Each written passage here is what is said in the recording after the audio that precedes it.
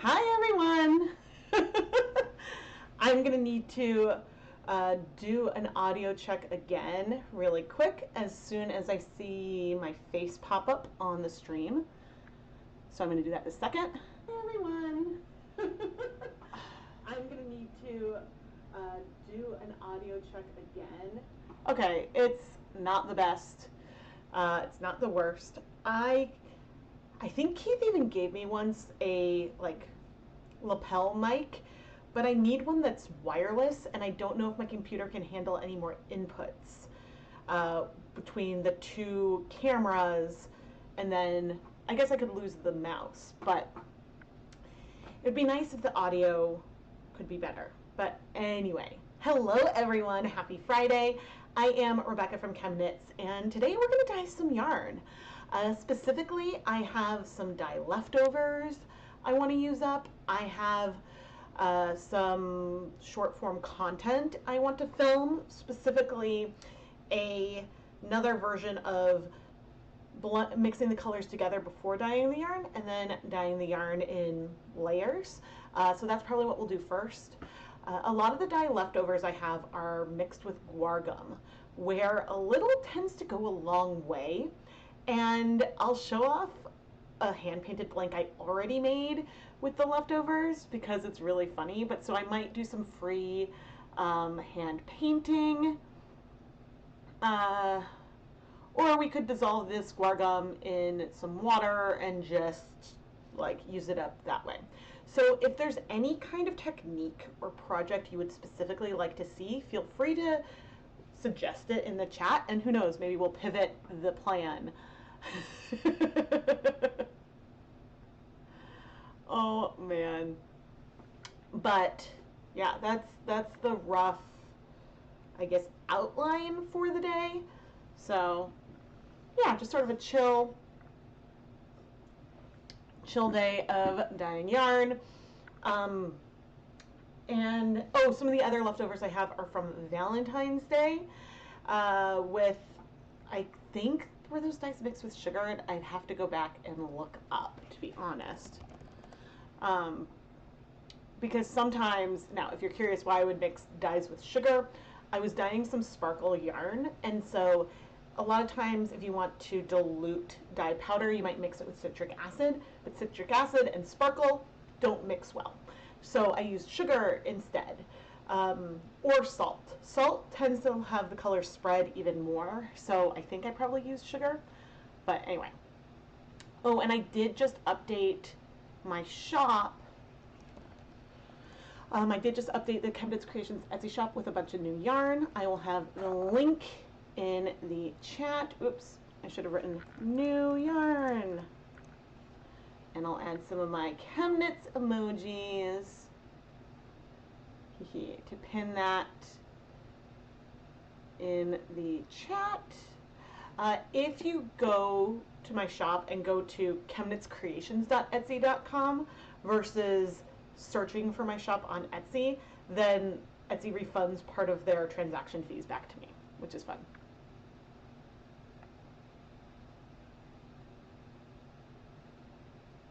You have a question. What Knit Picks yarn did you think the Whoopsland was?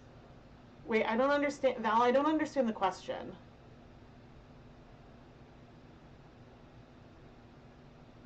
Oh, Whoopsland. Oh, let me see. I think like Woodland.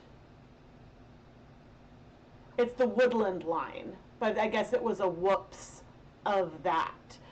So they have Woodland and Woodland Tweed, and I think the Whoopsland was a slightly more pilly version of the Woodland.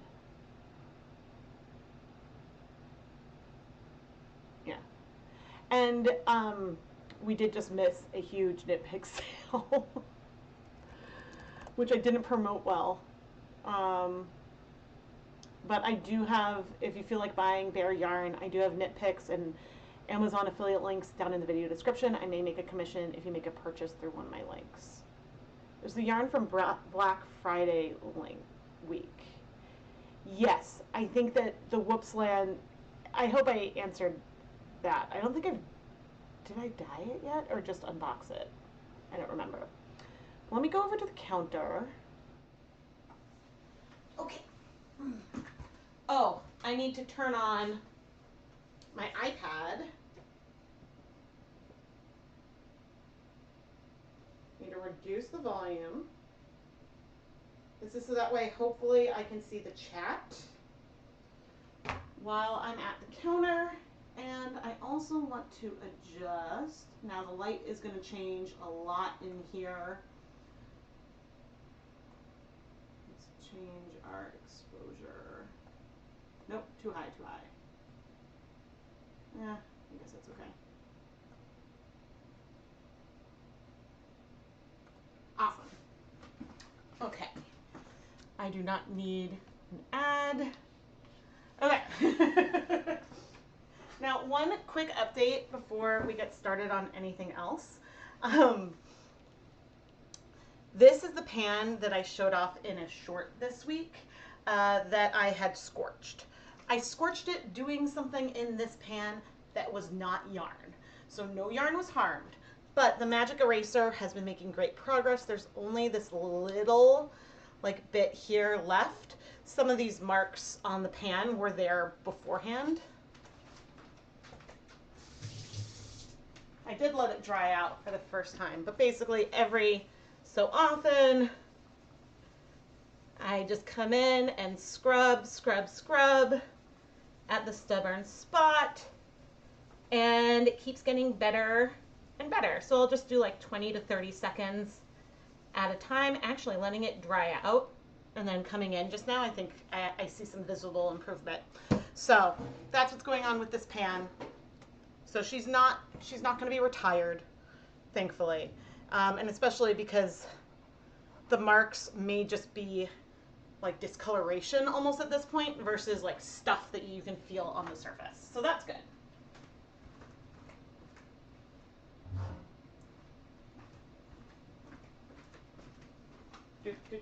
All right, I need to prep some water.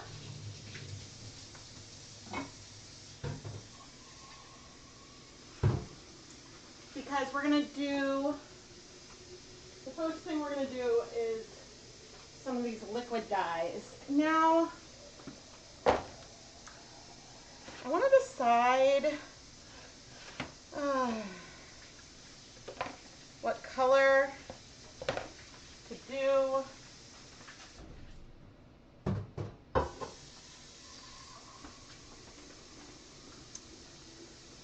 What do we have? Spearmint Breeze.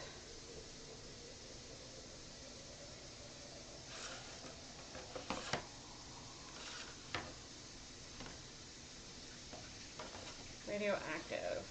Jet Black. I can't decide what color I want to do. Oh, this is my Leave No Dye Behind that I've been collecting. That I'll take out. I was like, ooh, what do I have a lot of? Because I kind of wanted to do something pink. We've got like a random amount of deep magenta. What other color do I want to layer with it? Do I want to go more orange with some yellow? And so what I'm doing now is I'm checking out my shop inventory to see what colors. See, I have some purple. We can go purple. I mean, that was the last color that I did. Okay, but let's do a deeper purple. We'll use navy and fuchsia. Or deep magenta, I mean. Good morning. So this first project I'm working on is really just another demonstration of dyeing yarn with both colors all at once in the pot, and then dyeing the yarn in 2 separate layers.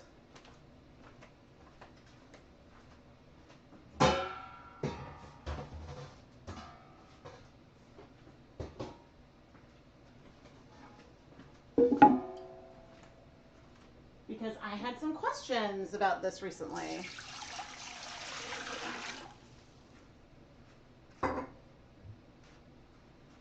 do.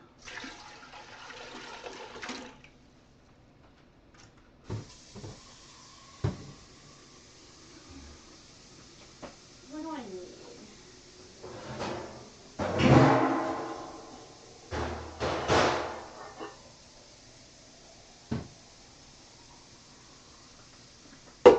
More water.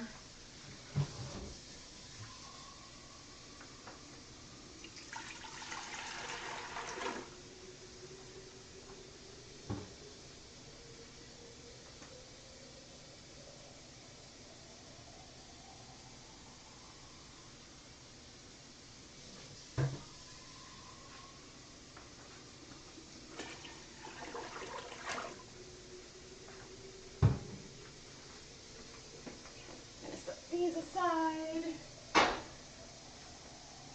I know I'm not talking very much yet because I'm thinking. Okay.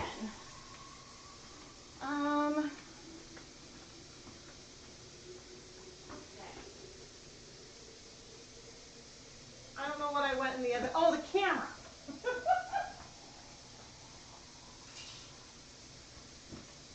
It's like I don't know what I went in the other room for. Goodness me. Now the good news with filming a short is that I don't need to worry about a lot of other stuff that's going into this.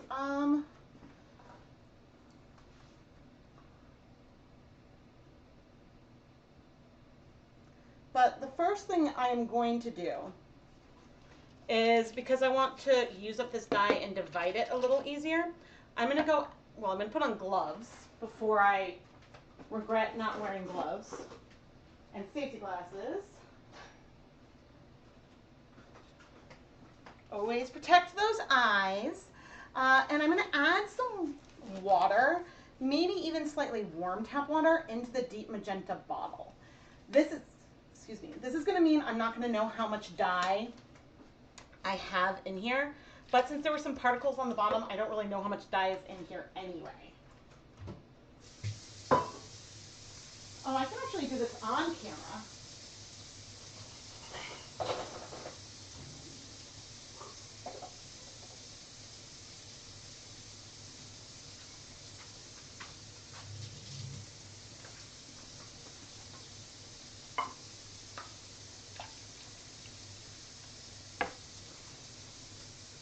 Oh, I was like, why is there water on the counter? Because I added water to the things.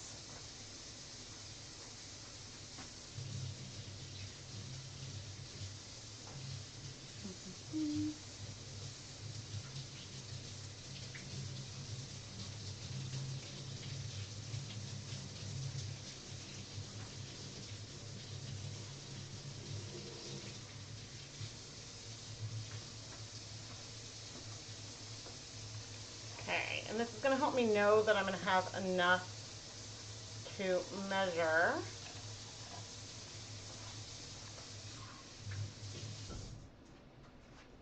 So this is no longer a 1% stock solution.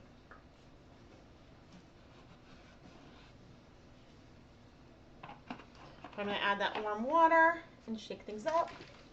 Got here a little late. Aha! Hi, welcome. I'm going to do quickly film some clips. I'm doing just some tonals, but one of them I'm going to do with the colors mixed together, and the other I'm going to dye in 2 layers. And I'll probably also, if I'm thinking about it enough, I could film the voiceover for the short, but maybe I should dye things first.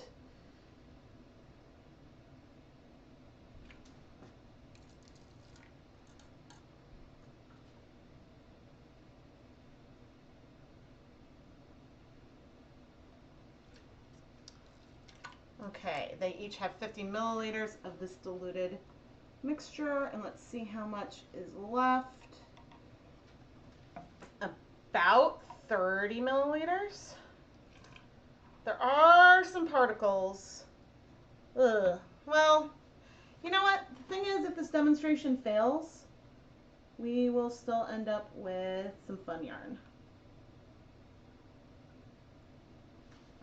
So if it doesn't end up working out for a short, I have successfully used up some leftovers. So that is good. There is a little bit of color left in here, but we'll save that for later. And as for this jar, I'm going to rinse this out into our mystery color.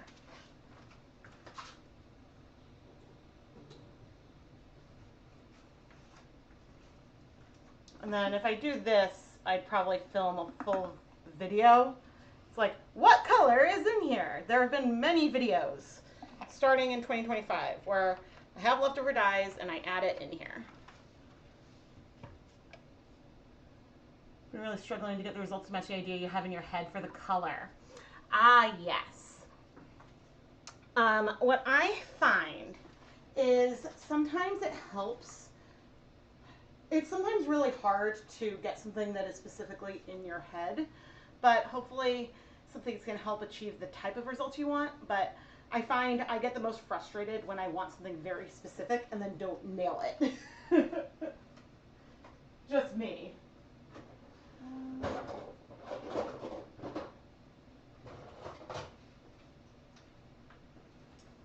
I'm going to need to bring out more cups sometime soon. Okay. I think of this dark navy, I want just 10 milliliters of each color.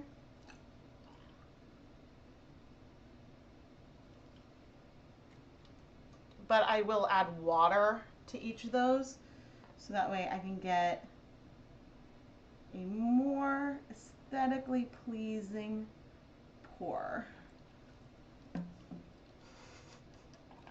I don't always do things because it looks good, but sometimes it helps, especially if I'm doing a demonstration that is supposed to be under a minute.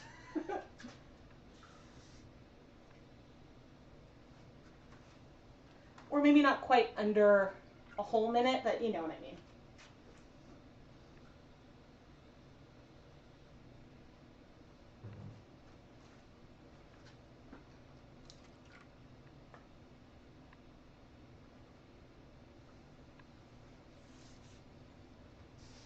Okay, I'm going to get a setup shot.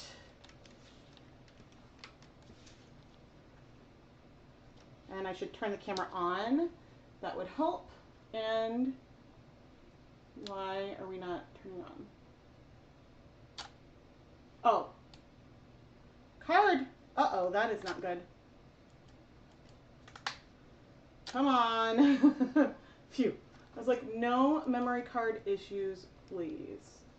Okay, I want to cue. There we go. Change the white balance.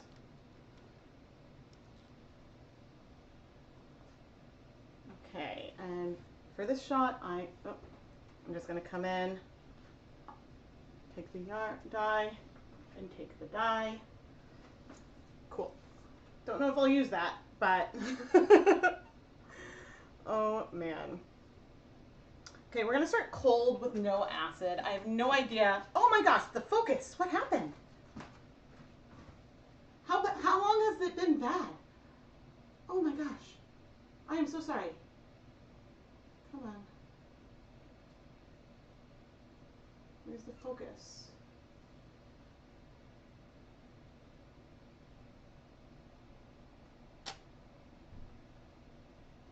See, this is why I have the little monitor. Oh, come on. You know what I need? I'm trying to use the like trackpad. There we go. Sorry about that. Oh, it's only 30 seconds? Oh, good. Let's see. Triadic exercise, cool. Yeah, watercolors is a really great way to play around with the way dyes work because they aren't opaque. They show what's beneath the surface. So that can be pretty helpful. Okay, oh, I need to bring over the pot. Okay, first, I guess in the little pot we'll do the one color at a time.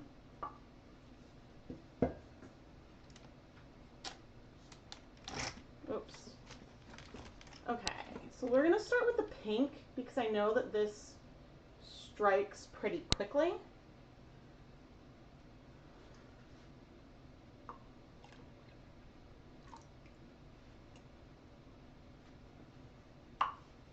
I'm not rinsing out the cups.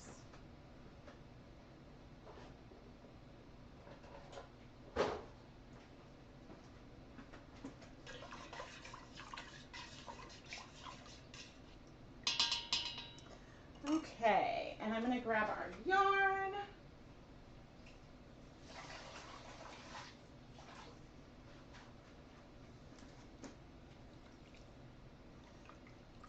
Which is 200 grams of wool of the Andes worsted. This yarn is 100% Peruvian Highland wool.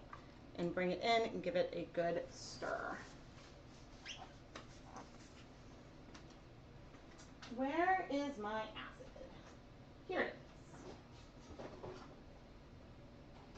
is. Okay.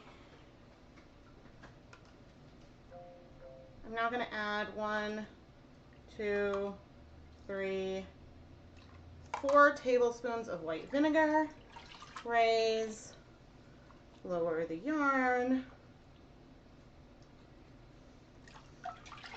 Now, to be fair, the next layer will already have acid in it and it won't be cold anymore. So that is a difference, but it shouldn't be a massive one. Okay, let's rotate. So I had 16 cups of water. Oh.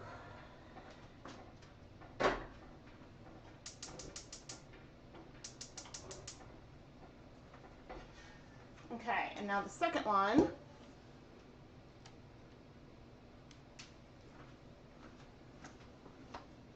Let's see. Cool. All right, now I'm going to come in with both dyes. Ooh.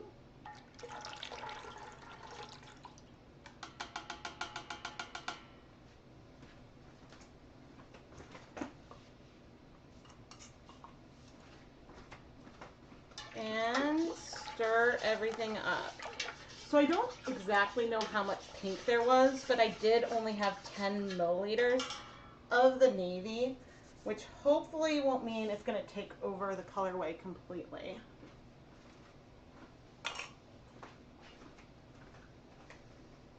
This could break.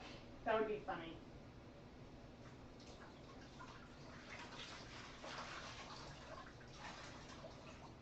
Okay.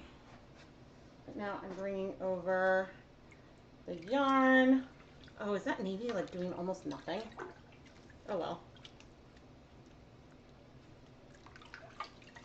This is why it might just be we're making some pretty yarn and are not making the short that I wanted to make out of this.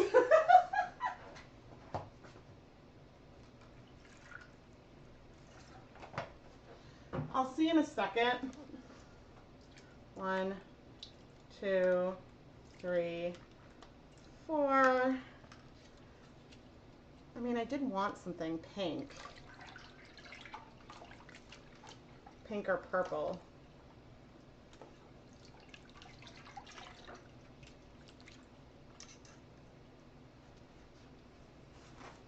This may be too subtle. I mean, green is a good color to do this with, but I didn't want to do green. Okay, you know what? The colors are different.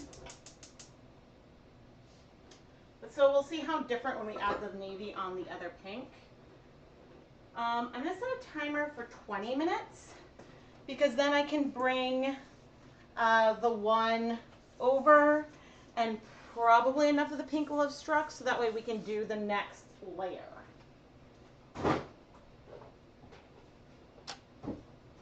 And I have a hot pad we can use. And these guys can just chill. All right, and we are going to figure out what else we want to dye up today. So let me show you some of the other things I have. Now I have all those dye stocks. Those are also fair game for today.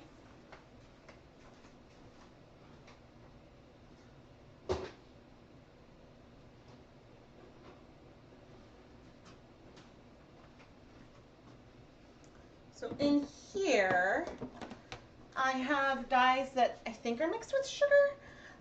We have deep magenta, the same color I was just using here, fluorescent red, and hot fuchsia from Jacquard. And so that is what is in here.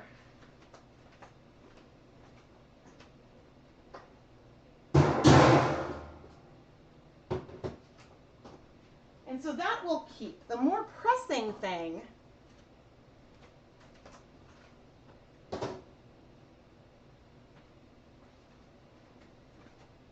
are these Guar gum colors. So they really do look like paints right here. So this pale blue is baby blue eyes. The pale pink is flamingo pink. I've got some fire engine red, sapphire blue, blazing orange, electric violet. What's the green? Emerald green, bright aqua, brilliant yellow. I don't have very much of the yellow. So I have all those colors. They're all mixed with guar gum at a ratio of a 1/4 teaspoon of guar gum per cup of water. And they're mixed at those ratios so that way the dyes are a little bit thicker, and when we apply them onto yarn, they're not going to wick through the yarn and spread out as much. So what I'm considering doing, even though I'm not so I am an artist, but I'm not a painter. But I might paint, I was thinking about painting some kind of floral something or other on a blank and just having fun. I think we'd still have a ton of color left over. But that was one idea I had. I'll show another blank that I hand painted freehand in a moment. Or I'll show two. And then we can always dissolve these dyes and use them to do tonals or something, but the goal is to have none of these left at the end of the day, because guar gum does spoil, and I don't want these to spoil, because then you lose the pigment, and I'd rather not lose the pigment. Some of them are feeling a little bit thinner, but yeah, I mean, I did think about doing some specific like rainbow things. It's just I'm really low on the yellow. And so that might be why I'm not going to paint too much rainbow, but we might paint rainbow. Yeah, and these pastels are very, very pastel. If you want a sneak peek, you can go and look at the ChemKnits Creations Etsy shop and get a sense of some of the things I did with these yarns. That's all I'll say.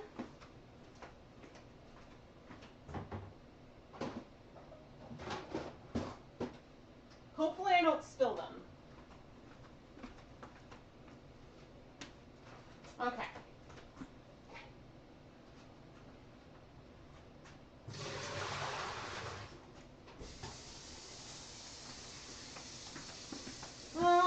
Where is, aha.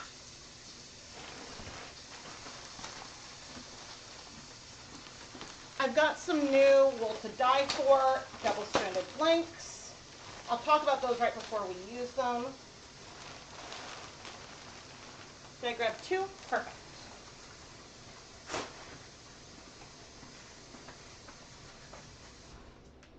And I'm going to start pre-soaking those.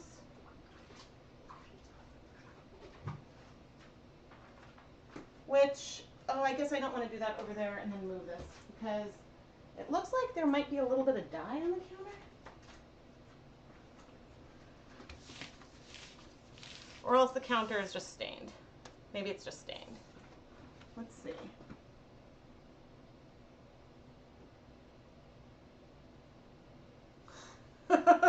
Did you see? Did you look and see the yarn I dyed with the colors you suggested?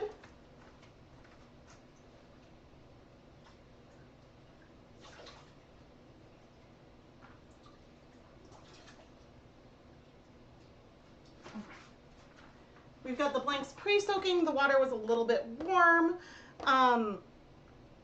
The water was a little warm, but that's not a bad thing. It means that they'll soak a little faster. And we're gonna need to wait anyway for this other project to finish up, and they do look different. So that is good. Different is good.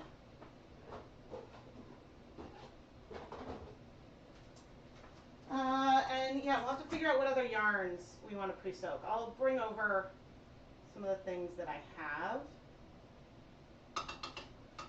Okay. What else do I have down here? I brought a whole bin of yarn down.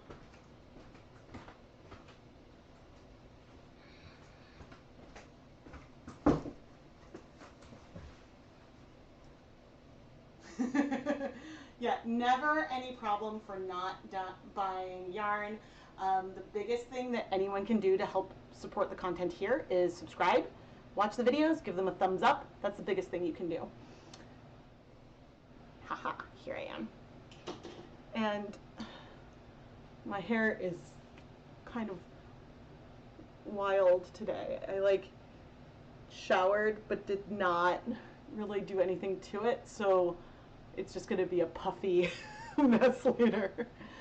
Have you tried doing mystery speckles with a lot of colored dyes mixed into one powder? Oh, Linda. Oh, you should search my channel for muck. Oh man. Okay, wait. We're gonna have to do this. Let's see. And I'll show you. Okay, we don't want it to autoplay though.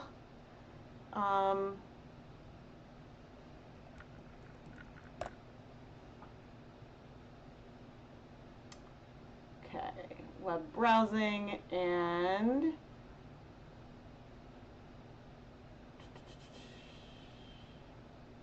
there we go, except that is too big. I'm going to need to do this. Okay. So it's called, so the first thing that shows up right here, Dharma, when they have a mystery color, or a color that it didn't turn out the way they wanted and it's not going to be reproducible, they call it a muck dye. So where's the video? Oh, maybe I didn't call it then. But so this, what color is my muck really? I mixed all 40 original jacquard acid dyes together. I did that in a live stream too. I think I measured out ½ a gram approximately of each color, give or take. I mixed them together, and oh, maybe I should have spelled it without the C, because I named it muck also like because Dharma does muck, and then also because Muck the Pokemon. But the muck speckles, you can kind of see in the thumbnails. You get these like multicolored speckles.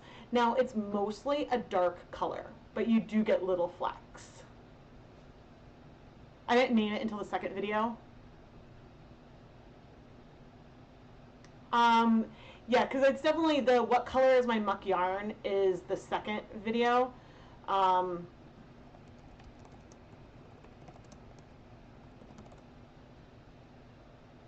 Okay, here is the live stream 3 years ago. It's definitely longer ago than that, because it was I think it was that pre-2020? Was that when I was opening all of them? Maybe not. Maybe I had a sock blank or something. Because did I discover that during the stream that they all had little caps on them? Okay. 3 years ago. Really? I feel like it was longer. 2021. Fine. No, I don't want an ad.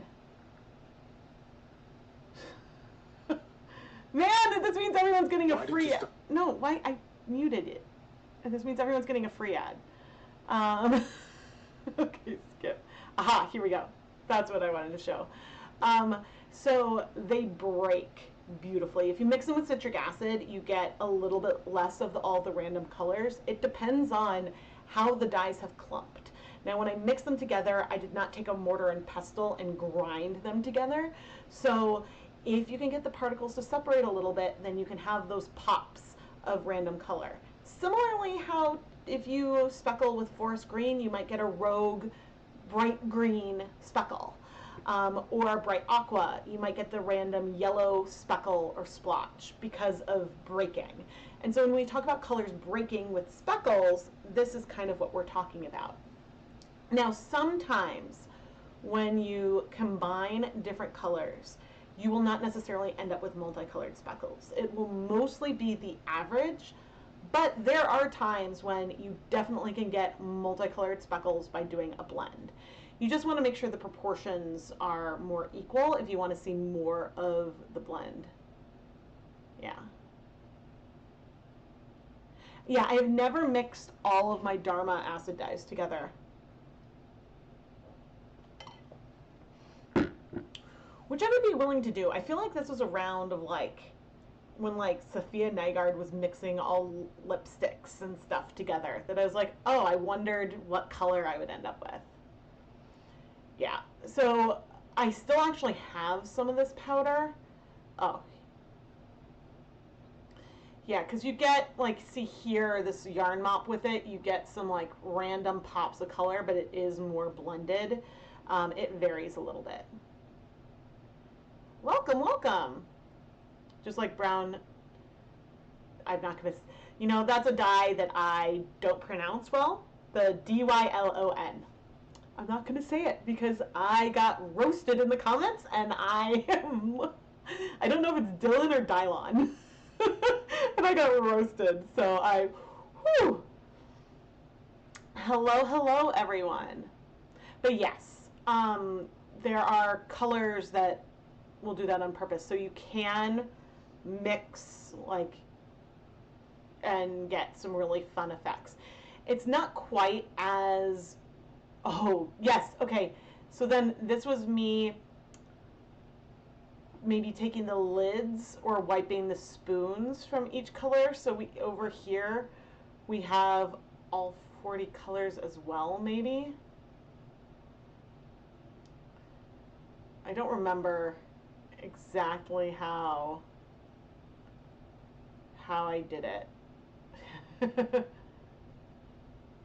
Oh, because we had no, maybe I did do the lids or the spoons. I'm not sure exactly what I did there. It's a beautiful, beautiful color. Oh, I like that shot. Oh, that's a fun shot. But it's funny because there really isn't another color that is quite like it. It is a very unique mix, like purpley brown kind of color. It is like Dylon. Okay, thank you. Maybe I call it Dylan instead of Dylon, and I'm like, oh gosh.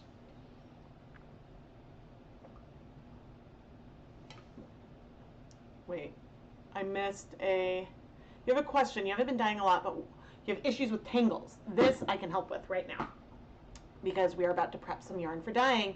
And I also recently filmed a short about this. So, when you have your skein of yarn, this is a skein of Capretta. I don't feel like dyeing Capretta today. So, that's not the one I want. Ooh, I have a skein of Sheila Sparkle. None of this is the yarn I want to dye today.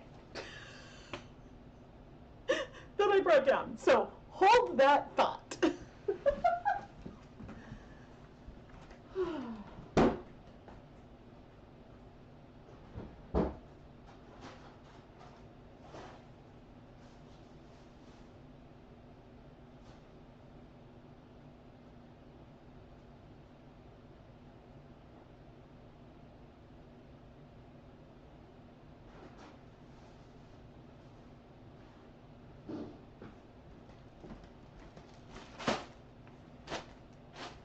Okay. We'll dye this one today. Some Stroll Sport.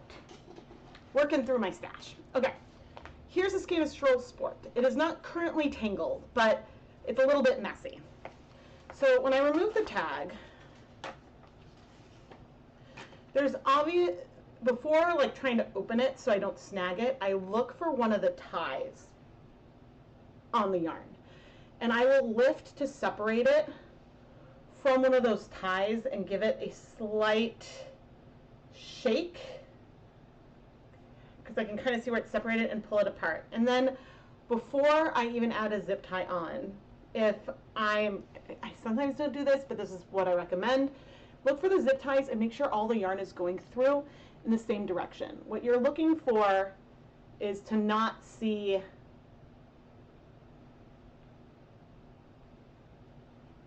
something like that where the yarn is sort of flipped over, as I try to do that intentionally. And so now while the yarn is dry and I have it in the nice loop, this is when I add on a removable nylon zip tie, because this adds an extra tie.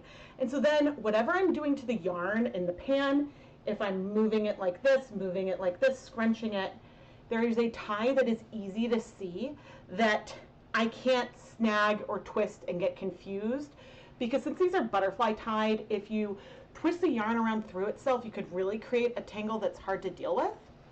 And so that's why some people will use shower curtain clips, but the nice thing about the zip ties is they close completely, and then you can take them off and use them again. I just updated, and I wonder if it is the stream has the new link. I just updated the Amazon zip tie link. No, it did not update it there. It's updated on other uploads because I copied this stream from an older stream. It has older links that may be out of date. But if you search Amazon or a hardware store or whatever for, I think these ones are shorter. I like the 12-inch white removable nylon zip ties. They do accumulate color over time, but then I always, if you watch my videos, when I'm washing yarn, I'm always lifting by the zip ties. If I'm lifting yarn out of a pot, if possible, I'm lifting by the zip ties. Otherwise, I try to grab around the whole thing. If it's in a pot random, rather than, and I can't see where to lift it from, I will try to grab with my tongs the whole thing and lift like that. So that way I'm not snagging and moving it. Oh, okay, outscoring, and see, I hear tangles, I'm thinking dyeing, but when you go to cake the yarn up, so for that, I would say a swift or the back of a chair is really important. And so similarly, when you go cake it, because then the zip tie isn't there, check the ties that are on the yarn. Make sure that the yarn is sort of moving through them all in the same direction. And because I'm assuming that your yarn arrived twisted, so I'm going to go even further back. Okay. So when you're going to untwist the yarn, sometimes things could be tangled as they're twisted up, sometimes not. But when you go through, I try to grab the yarn by the section that is the loop and hold on to that as I'm untwisting it. And then I open it up, find a tie, and try to make sure all the yarn is going through the tie in the same way, nothing looks flipped over. Then I'll either put it on a swift, which is like an umbrella that holds it with some tension, or I'll put it on the back of a chair. If you have the yarn on the back of a chair, I recommend unwinding it by moving your arm around the chair versus pulling, because it's not going to spin on the back of a chair, and so if you pull, that could tighten one section and cause it to snag. And then one other way you can do it is with a friend. My husband, I think he bought me my Swift because I think he was sick of sitting on the couch like this. But yeah, those are some ways that I deal with it. So, sorry, I quickly read on Tangle and I was like, ooh, tangling for dyeing. I actually just filmed a short, and it's part of a video, longer video as well.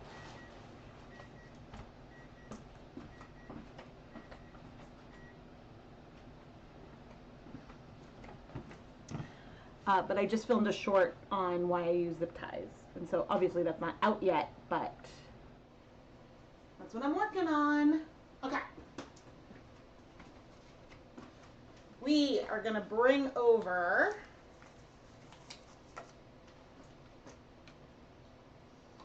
to do the second part of this.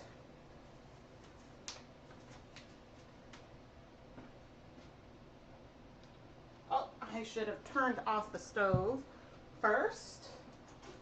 Oh my God. I am unintelligent. Out of habit, I turned on both burners on the one side of my stove. Okay, take a deep breath, Rebecca. Nothing got harmed. We are okay.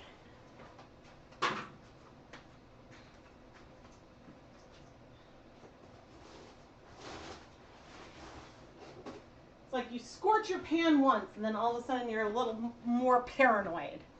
Okay, so we're not quite on camera for you.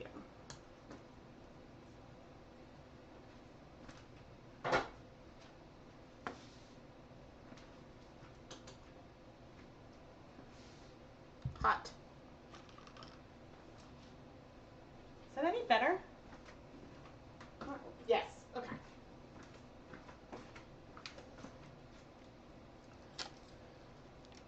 Okay, so after the first color,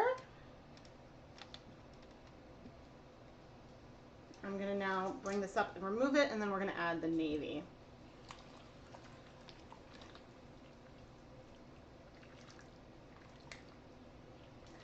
The reason why, oh good, see we got some like tonal variation in that pink, that's good.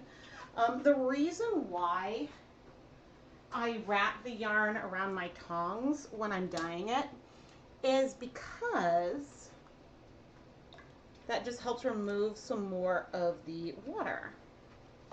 And again, I'm not rinsing out the cup, mainly because I knew with this one, since it's hot, I wouldn't be able to rinse out the cup here in the dye bath because it would melt the cup. And that is not what we want.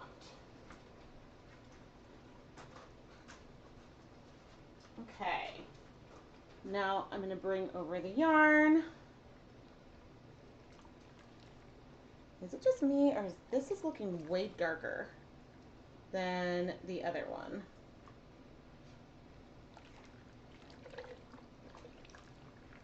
So this may have failed in so many ways, or else the navy is striking fast that we're almost getting a glaze, but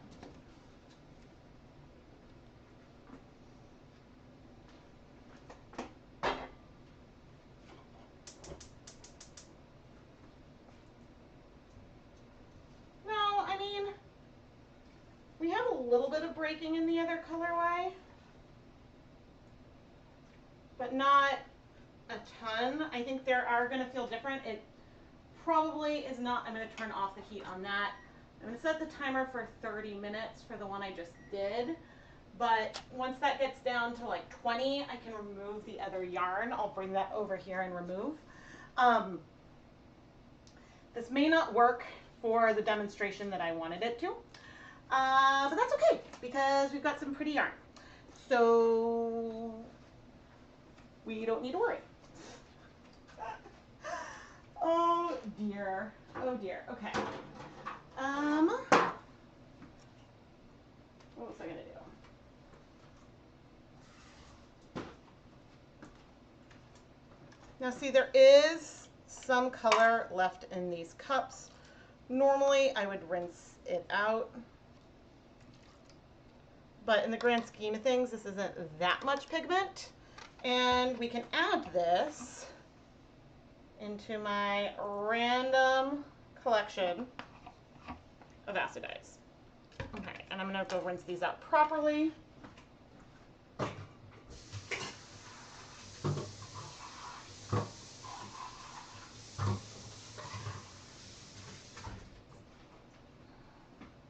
I mean, there's no question that there's differences between the skeins. I think it could still be fine. I just should have picked two colors that were more dramatically different. It is what it is. Okay. But we need to figure out the other yarns I want to pre-soak for today.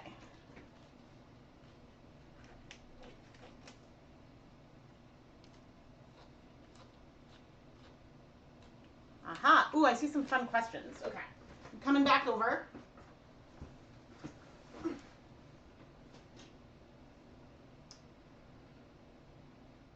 Hello. Okay. Let's see. Wait.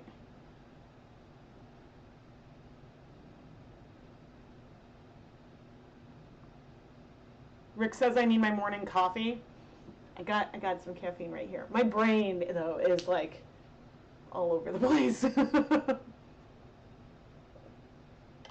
Okay, there's a question. Do I pre-mordant my skeins? The short answer is no. But I see some questions about that, and that's put mordant on the fiber and let it dry before dyeing. I don't mordant yarn that is dyed with acid dyes because vinegar is not a mordant. It is like a pH modifier. And so some acid dyes are pre-metallized. They have metal ions in there to help them bind to the yarn. But it's different from like natural dyeing where you need a mordant. You need to add a colorless metal ion to the yarn either before or during the dyeing process. Otherwise the pigments will not bind to the yarn. And so you need that metal, that charged ion to like bind to all the pretty color rings that exist on the molecules, and then also attach to the yarn. And so one thing you can do, like when you do an alum mordant, for example, sometimes I'll do that a day before, but I usually don't let the yarn dry out before I go ahead and dye it. But you can mordant a yarn, let it dry, and then go dye it another day. I have never done that with yarn, but I have done that with a silk scarf. I did like a natural dyeing workshop once, and I just remember being so annoyed that the scarves were already treated with one mordant and we were going to do another one on, and I'm like, I wish I wanted to do like an interesting pattern with the way I folded it, and so I was annoyed that there was already one on there. But yes, so you probably, I don't think it would hurt the yarn to mordant it if you're going to dye yarn with acid dyes. It's just an extra step that isn't necessary, and so yeah, it's not needed. Yes, and I do have a whole, so if we go to, back to my channel,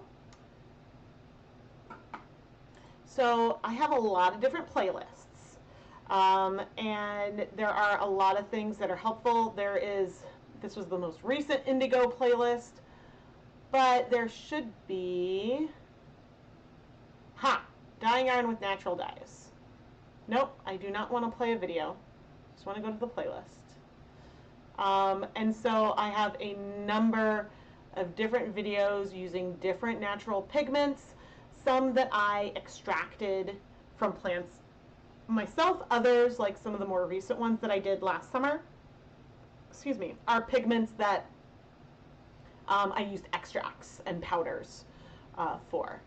But yeah, I've played around. Oh, funny, this is like some videos that I had clips on but never finished, and then I finally put that in a video. That one Ryder really wanted to do. This was really fun to react to like some viral video that people kept sending me and be like, it's a lie. But some of the original dyeing yarns I did without mordants.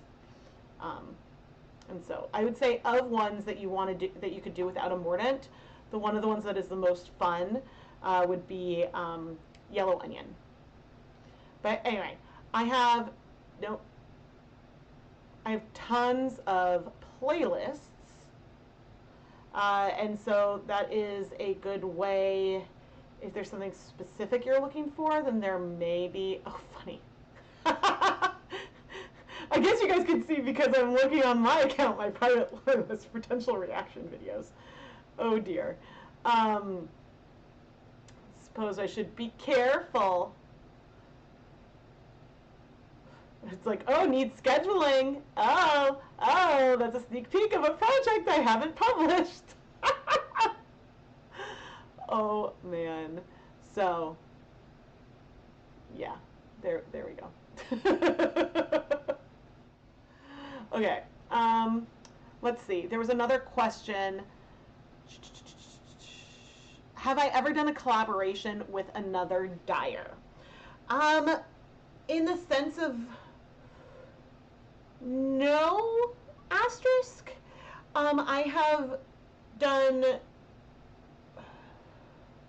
not in the sense that like, okay, we've both made like a set where we both dye one colorway, and so you can get like a duo of yarn that we've both dyed, or that we're both dyeing in the same version of a colorway for some kind of charity project or something. I haven't done anything like that. I have collaborated and accepted sponsorships from other dyers. So like Alana Wilcox has sponsored a bunch of videos that I've done, and so and she's lovely. We had dinner together once when she was in town, and so that was really exciting. But yeah, so I'm like, it's probably not fair to call it a collaboration when it's a sponsorship, but I'm open to doing things with other dyers, but I also I feel like I dye a lower volume than a lot of other indie dyers. Like, I don't have the capacity to dye 100 skeins in a colorway for a big collaboration. And since I don't dye a lot of colorways over and over again, I'm never gonna do like a trunk show at a yarn shop or anything like that either. But that's just me. Charlotte, you're trying to figure out what Dharma dyes means when it says to mordant. You have some indigo and need to figure out how to dye with it. So indigo doesn't require a mordant, but indigo requires a very unique and interesting setup. And so I recommend, wait, where is,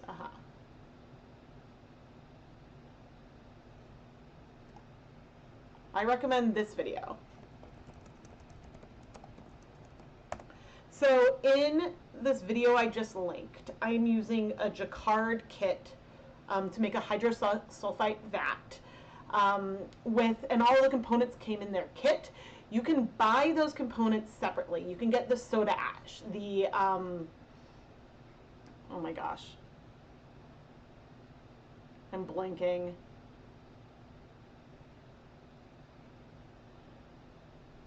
You can get all the things that you need. You can buy those probably even from Dharma, but you have to set up a vat.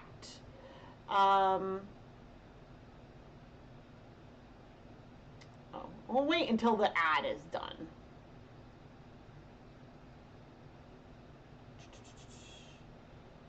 Why is this small? No, that's not what I want. Oh. Okay, let's get through the ad. And I'm not going to sing the jingle, even though I want to say the same word 3 times. Oh my god, there's a second ad. Okay. Ooh, my hair was way shorter. I think that was the last time I got my hair cut.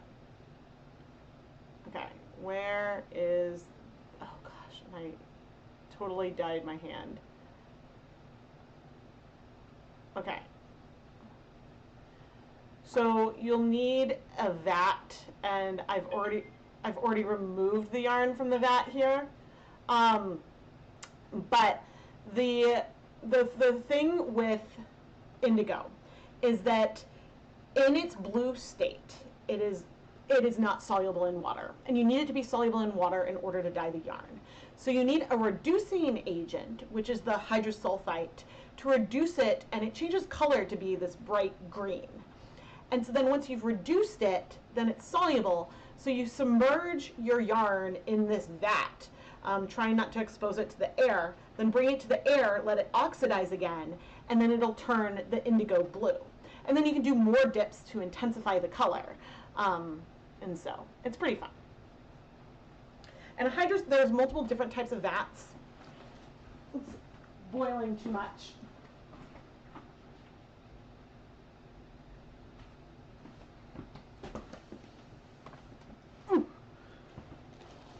What did I put?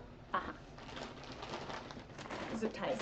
There's multiple different types of vats that you can make. I tried a copper vat once, and that really didn't work.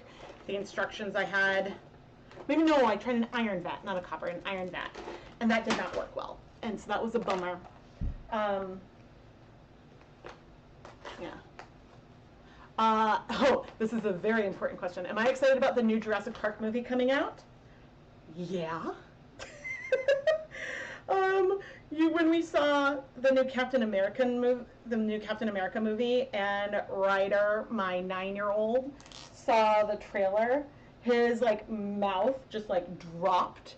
And I think this is going to be the first one that he is going to be able to see in theaters for the first time without me watching it first. Because every other Jurassic World movie we've watched in daylight with the pause button ready to go, where I could tell him what was about to happen. But I think he is ready, and it's his favorite series as well. So yes, I'm very, very excited.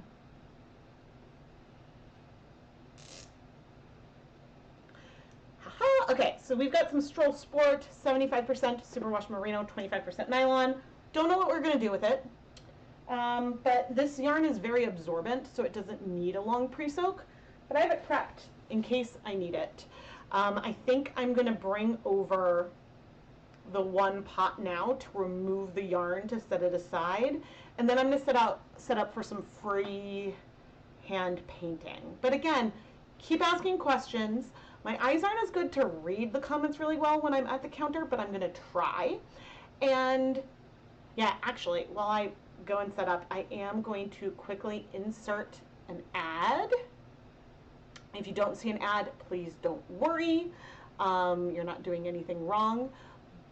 But please remind me to be checking the stream later tonight to remove the ads that YouTube adds. Because after a live stream, YouTube sometimes adds ads like every 2 minutes in some sections, when like for a long stream they should max be like every 20-30 minutes or something, maybe 15, but like I go through and I dilute like 80% of the ones that they add after the fact.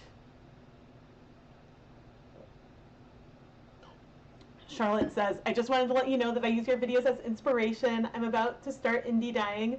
Oh, that's awesome! Thank you. As my camera is being wonky because I moved too much and it focused on my hand instead of my face. But yes, I welcome, and this is something I talk about in a video. You saw an ad just now? Awesome. But yay if an ad came up. And never feel bad about pressing the skip button. I don't know if I get paid for that or not, but yeah, ads help keep the lights on. And so that's important. But if I'm going to be honest, I would say the biggest source of revenue would be Etsy versus YouTube. Okay. So this, in the bigger pot, is the yarn that I dyed all in one layer. She's a lovely pink berry kind of color. Tonal. It's funny, there are some navy speckles on here, but which is amusing me. Okay, I'm going to set that aside. The other one we can let cool longer. But now I can also use this pot as my steamer basket. Where's my lid?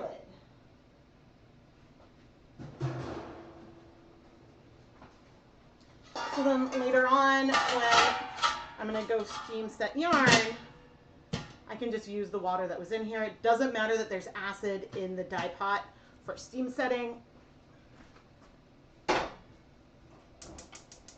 And again, I don't think I've said this today, but everything I'm using is dedicated for dyeing yarn and is never used for the preparation of food. So I'm very careful with that.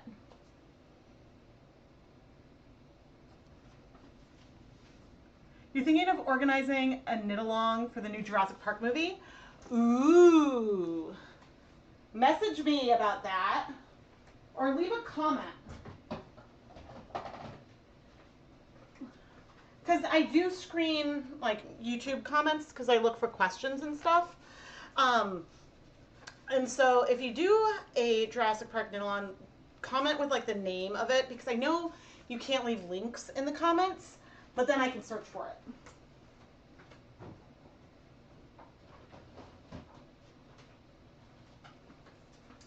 And if you guys don't know, I know a lot of you know, Jurassic Park is my favorite franchise. So if we're complimenting, I helped you overcome the overwhelm of deciding to dye. You've been one. Oh, thank you. I'm glad I make it the dyeing yarn seem manageable. That is my goal. If I have a goal in life, it's to make dyeing yarn accessible, approachable, and unscary. Okay. Now, because we're going to hand paint, I do want to use some plastic wrap because that way I can keep areas of the blank separate from other areas. And so the plastic wrap will help that. Because otherwise you could end up with color transfer from one section to the other. And I want to note, I write ChemKnits on the top, so that way this never ends up back in the food drawer. Although I did steal it from my kitchen because I needed it.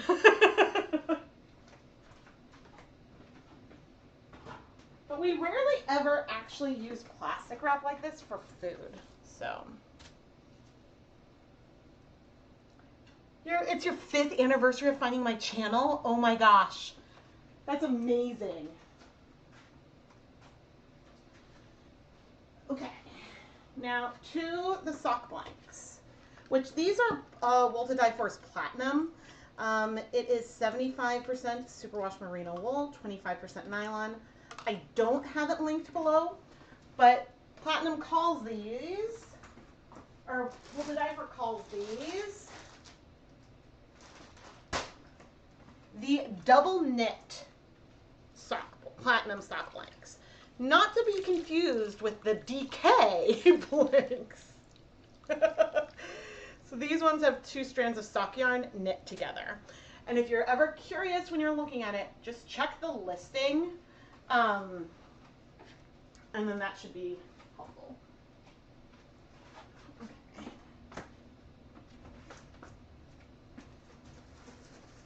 But I want to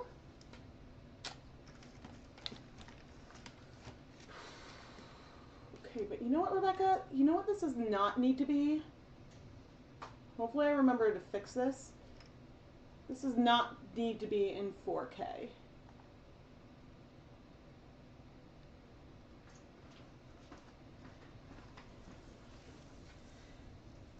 Not that I have a TV that can like use 4K. One perk of filming in 4K now is when I take a screen grab from a video, then that's higher resolution. So getting like a still from the video. And so that is a big perk, probably the biggest perk. But otherwise, working in 4K is kind of a pain because all the files are bigger. It takes longer to process everything. But if I'm just, while I'm doing this, filming something that may be a short in like 6 to 12 months, then, oh, I didn't show you guys the ones that I had done. I can do that now. with the leftover guar gum. I feel like a lot of streams focus on leftover guar gum just because, I mean, I always mix too much.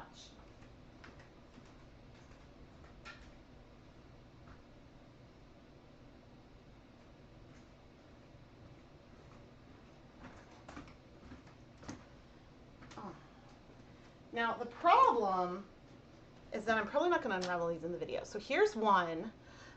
This I did clearly with the rainbow colors, and they are just brush strokes. And I kind of blended it together. But the other one, as I make a mess, Ryder wants to hang on his wall. But, oh, it's just silly fun. This is why I have almost no yellow left. Because I did emojis. Some of my favorites. The different colored hearts, the crying, laughing, heart eyes, and star eyes are the ones I use the most.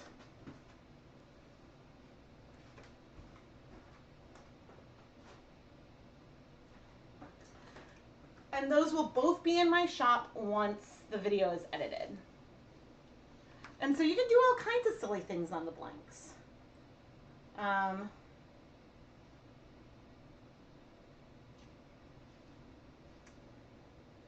Let me see. Aw. Thank you, whoever bought the yarn. I appreciate it.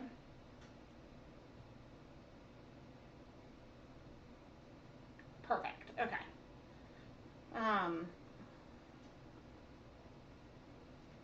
Great. What was I thinking?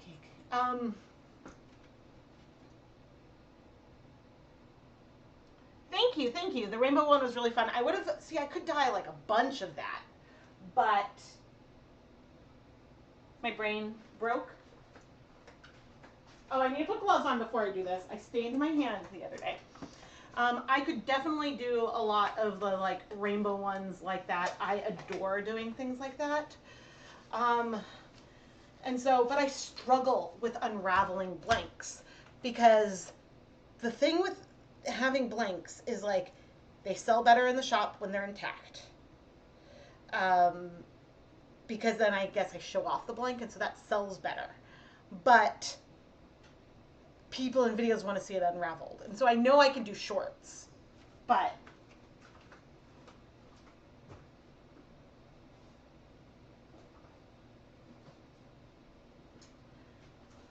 I'll be honest, blanks can get expensive. The wool to dye for ones aren't so bad.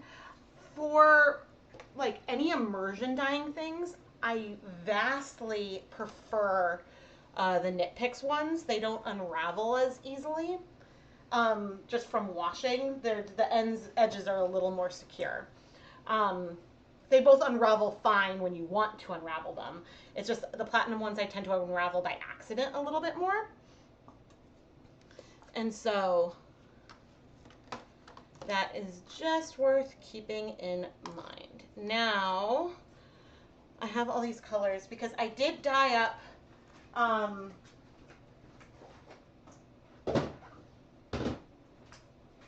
I recently dyed some rainbow yarn, and I dyed a, which just sold, I dyed a skein with the pale blue and pale pink, a skein of yarn while I was talking about the upcoming International Transgender Day of Visibility that is, I think, March 31st. I realize I don't think I gave the date in the video, but I used the Guar gum as an example of how you could get a pastel blue right next to a pastel pink without getting the purple, without getting them to blend to purple. And so, yeah, but it was like with that one, I was like, okay, this yarn, I mean, it was very clearly transgender pride flag inspired, but I always, like, I want to be able to dye like things that support people, but I feel bad if I market it as such because, I don't know, because since I'm not LGBTQ, or I don't think I am, but since I'm not, then I don't feel good. I feel weird doing that, but I also really want to support groups, and so therefore like dyeing things for pride, and so that's my plus or minus. Have I tried painting different coordinating colors on different sides of the blanks? Yes. Okay, now I want to find that and show. Which maybe that's something that we'll do with like a bunch of random leftovers. We'll go on both sides. So I keep delaying the painting, but I want to show off this one blank that I did with food coloring sprays. Okay, let's see, ChemKnits.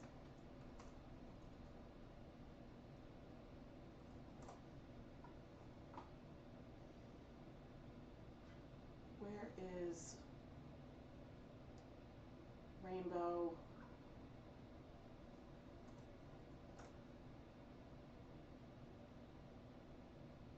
Where is it?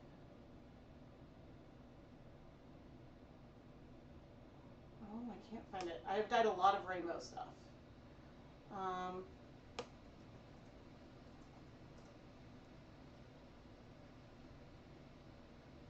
Aha, here we go.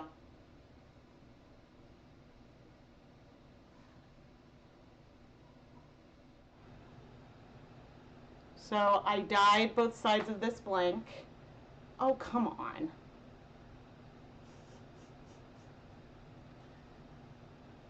Okay. I dyed both sides of this blank. One side was rainbow, one side was black. This was done with like a spray food coloring. And this is how it unraveled. So we got alternating, basically like black and color speckles with white in the middle because of the shallow penetration of color. Now, I don't have as good of a way to spray with acid dyes because it made me too nervous using like a pressurized sprayer, and like an actual spray bottle doesn't spray like as lightly as something that mists. And so that was, I just haven't felt as safe doing them. But I do want to paint on a blank on two different colors.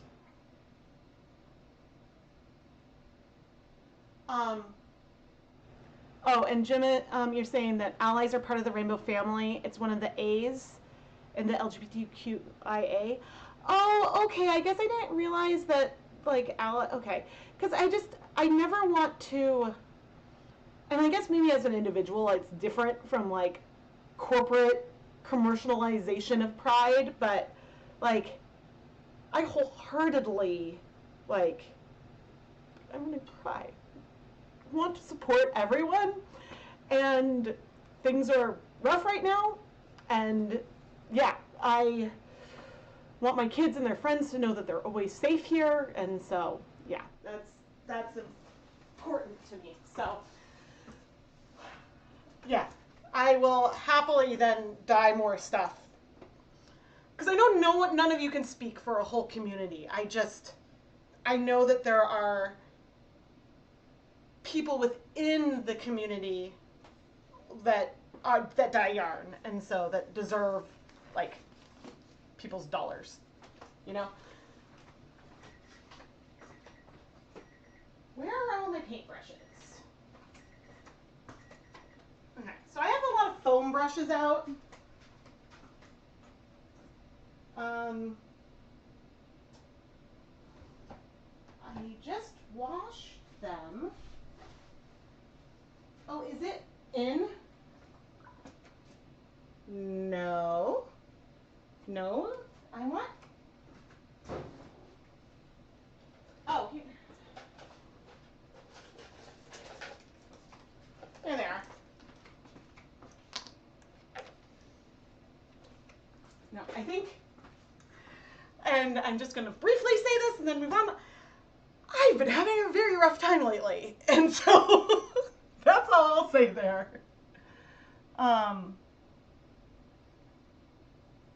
Okay, thank you guys. I wanted to buy an airbrush, but I worry about. Oh, and I want to film. I worry about them clogging, but I suppose if I filtered the dyes first, then that could be okay. So I don't really know what my plan is here, but I guess I'm just feeling you know, we may end up adding like a ton of green to the background, but I'm feeling floral. And the perk of Guar gum. Sorry guys, I need to take a minute.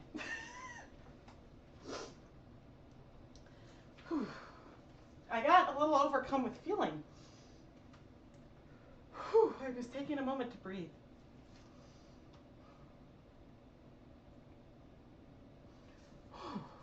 Sorry.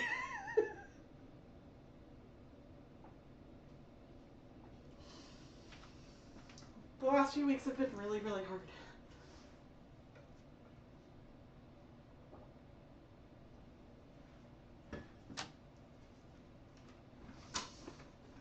Oh man.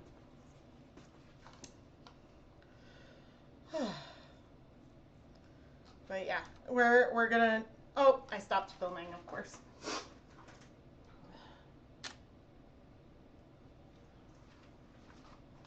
We are just gonna create something beautiful and happy. And speaking of like last year's Pride video, if there are like types of rainbows you want to see me dye, please let me know in the comments. I'm already starting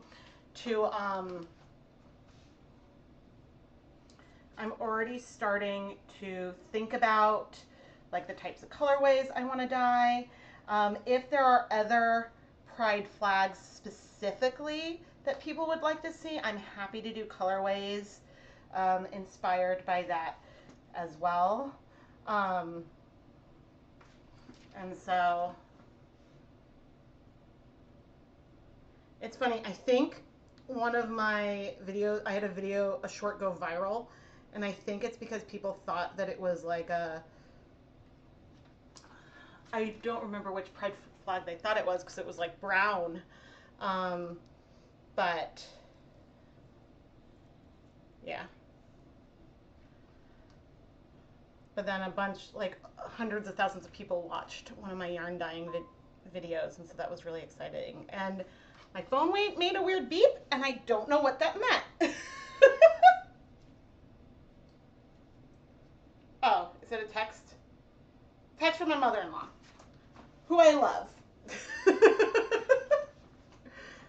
But that is not important. Oh man. So last night I went and toured my eldest's middle school for the first time. And I'm gonna be so emotional. Oh my goodness. My baby. And I was hanging out with the school's art teacher yesterday, who I also love. We've got like a MFA, Museum of Fine Arts field trip coming up. And I've talked about her before. I made her a neon hat. That was one of my Dying to Knit videos. But she, not only is she knit worthy, she originally wanted to pay me, and I suggested that, I told her that I dyed it in a Trevor Project fundraiser. So she made a donation to the Trevor Project, which felt very appropriate because, I don't know, she's like the first person who really called me an artist. This was during like Zoom art class. And she's like, Lucas's mom is a real live artist. And I was like, oh my gosh, I am an artist. You can always add more vines. I have to decide how I'm going to want to make the flowers. I think, because we can always add more leaves and stuff too. I think that what I'm going to do is take these foam brushes and make like little stars like that. And so I'm taking it and not pressing very hard, but sort of, some of them may be more circular. Yeah, that one is not as distinct. But maybe we can do some different types of flowers on it as well.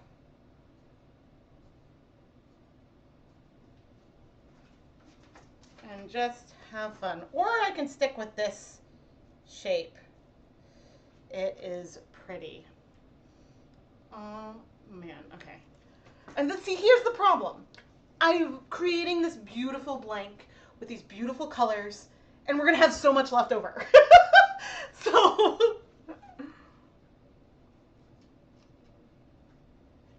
there's a lot of gender fluid adjacent flags.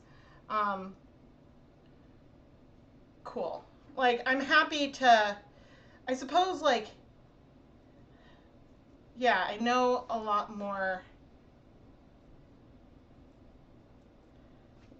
gender fluid kids and stuff these days. This is sapphire blue.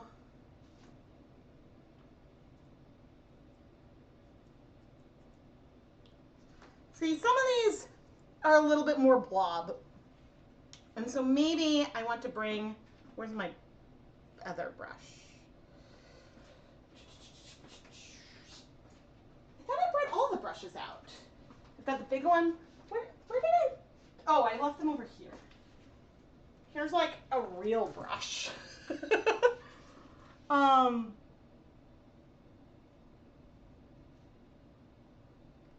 Look at the pangender and bigender flags. Cool. Let's see. All right, we're gonna do a red one, and I think this one is gonna be, maybe I'm not gonna like this one as much. I was trying to see if I could like stamp it.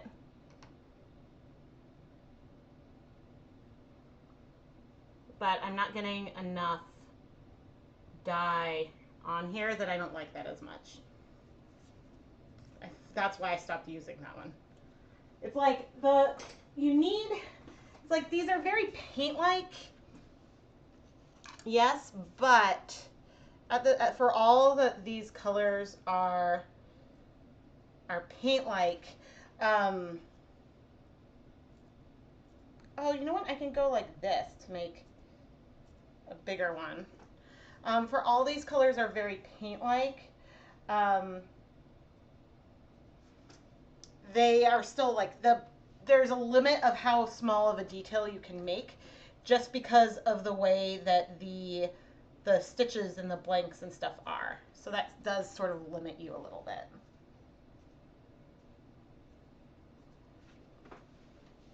Yeah, so I do not consider myself a painter or anything like that, but I like to have fun. And the nice thing about a blank is it's going to get unraveled anyway. So therefore, you can feel a little freer to do it. You tried a few speckled skeins of cotton and it didn't come out as planned, but still pretty good. Dyeing cotton can be tricky because cotton doesn't absorb color as fast. Cotton doesn't absorb color as fast as wool, and so then things spread out more. Ooh, that one's like a 5. See, I don't have to follow anyone's rules but my own.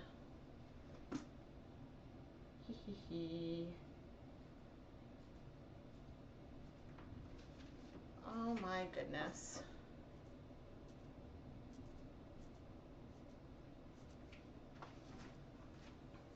This is so fun. The thing I struggle with though is that having too much of like a white base. But I think it'll be okay. I'm planning on adding a lot more leaves. And the aqua, you know, we could mix to do the leaves in like a different color from the main vine. Maybe we'll do that. I want some yellow flowers, and I want to do, okay, I want to try something. Let's do, oh, that did not work as well as I meant to. That was not what I wanted. Okay, let's try. Mm. No, I don't like that as much. That's fine. I was like, let's do some like little dots, but eh. The yellow is behaving way liquidier than the other colors.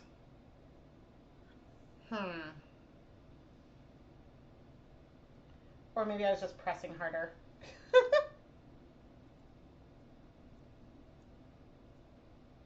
Sorry, yellow, you are destined to turn into something else. But this beautiful multicolored vine, I feel like I want, ooh. Ooh, where are, oh, there are my pastel colors. Okay, what can I do with you? Okay, with you, let's use the brush. But then we'll say goodbye to the yellow, probably. The aqua, there isn't very much left. Nope, I don't like that either.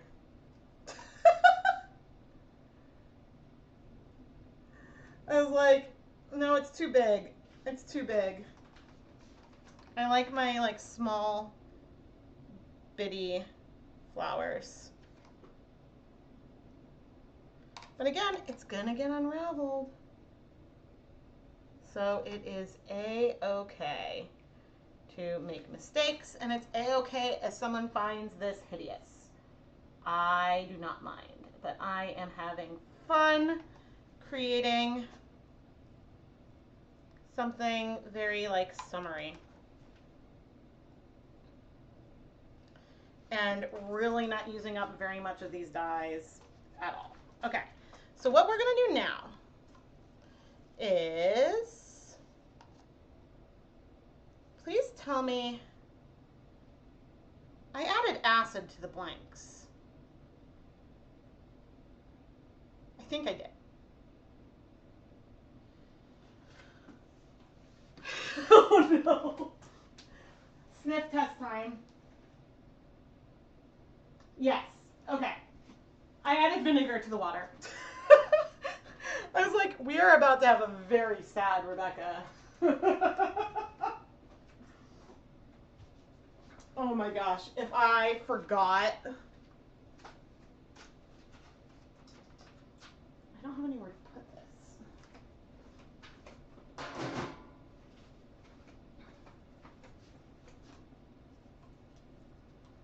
Oh man, if I didn't have anywhere to put, I forgot to add acid after doing all this, that would have been so sad. What I'm going to do is take the last bit of aqua with the yellow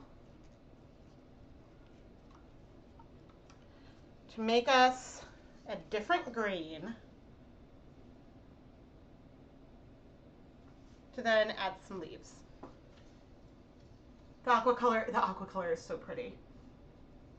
To see what I could do with color and get gel pens in adult coloring books, and went for it. Wonderful. Oh, thank you for calling me a painter. I'm not trying to be like disparaging of myself or anything. It's more that like there are people who can draw with like amazing, incredible talent. Like, I don't know if Kayleen from Little Bean loves yarn. I don't know if she is still dyeing yarn, but she is an incredible artist.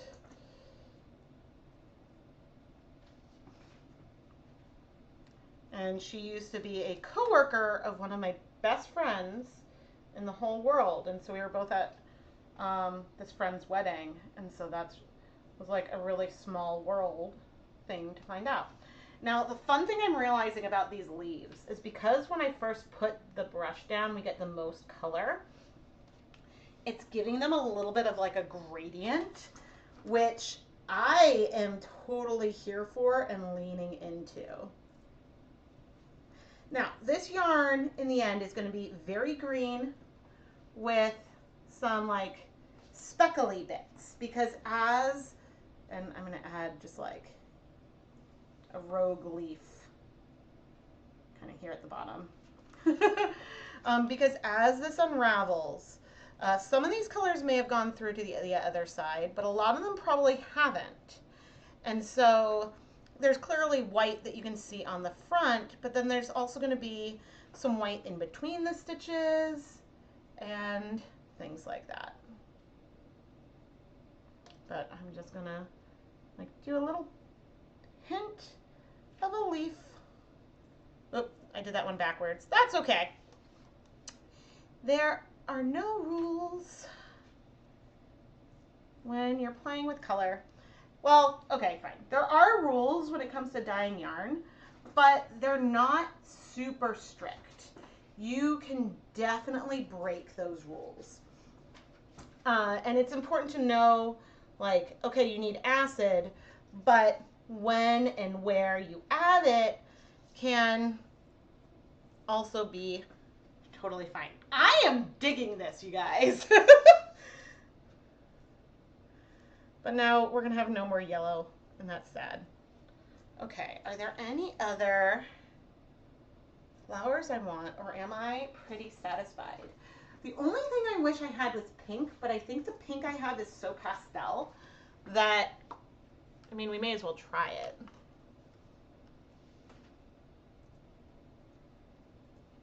It is very pastel.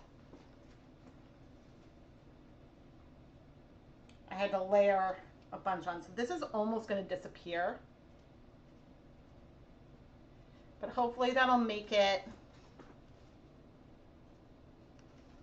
almost, it'll just add a little bit of some more dimension. And it'll almost feel like something is far away, is my hope.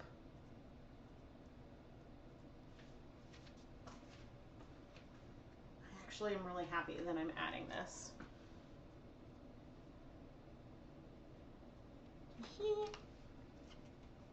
Yeah, I feel like if I had a bright pink, that might have been a little better. I could go with the light blue I also have, but I'm not going to. We are gonna call this one done. You guys, I'm so happy. Okay, what I'm gonna do now is carefully, very carefully, we're gonna fold her up and fold her into a jelly roll. And then I have a feeling we're going to go completely random with a lot of these other colors. Okay. The first fold, excuse me, is the scariest. But as I'm rolling this, you can see like some of the colors really went through to the other side and some of them didn't. And so I think that that is something that we can have some fun with. Okay. And I successfully used up the 2 colors I was almost out of. Okay, and we're going to steam that for 30 minutes. Okay, and the other thing I want to do is remove this other yarn, and then I'll sit down. So bring questions, suggestions. I'm going to need to get myself some kind of snack, even though you guys all know I hate eating on camera, but it's going to need to happen because I'm getting hungry.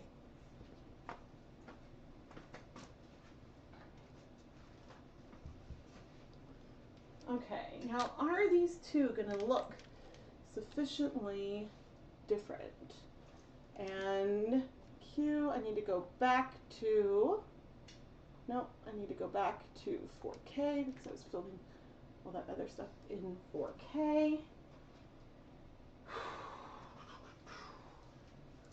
Okay, but I was talking about those zip ties, and I know I'm slightly off camera for you guys, but I'm going to lift the yarn up by the zip ties.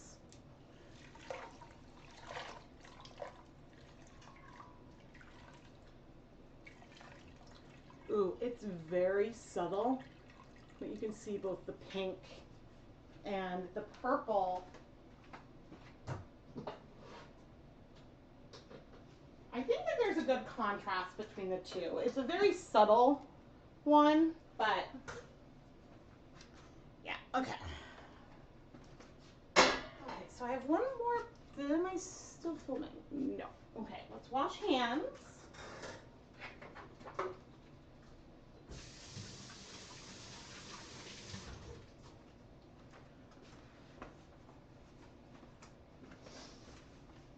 Okay.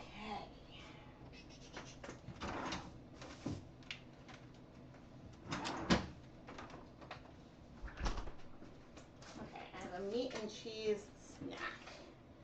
Now, I could hand paint on some yarn.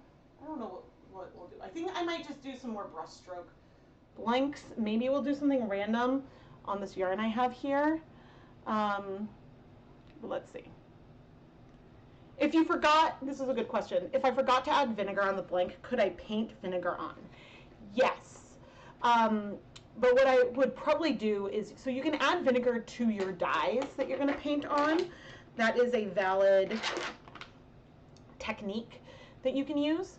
But then you could also take a spray bottle with vinegar and spray vinegar on. It might spread some of the colors though, so that's the downside.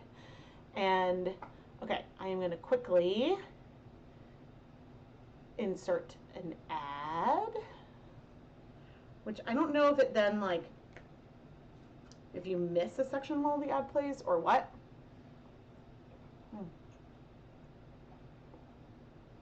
Mm-hmm.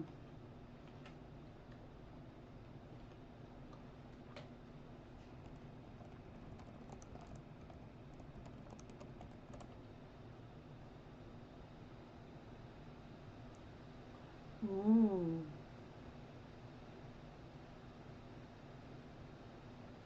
Cool. Let's see that. Let's see.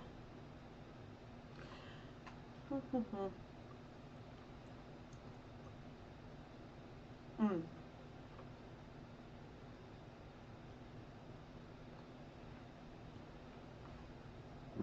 Wait, I just saw Alien Butterflies. Is that in reference to the coloring book? Alien Butterflies sounds like an amazing colorway name. Like butterflies with like neon green, or and like, ooh, it would be so fun. Interestingly, your logwood dyed sweater has ended up looking a bit navy. Huh.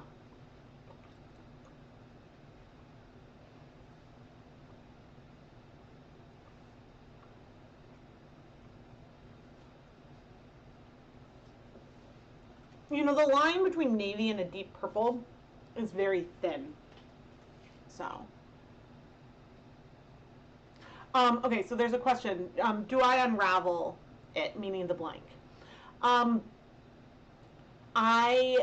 will probably list it in my shop as is, and then if a customer requests me to unravel it, I think my fee for unraveling a blank is like $3 for me to unravel and then relax the crimp, and so then I would unravel it. It's hard because I both want to unravel it because I want to see and show what it looks like unraveled, but also, yeah, there's the like push and pull.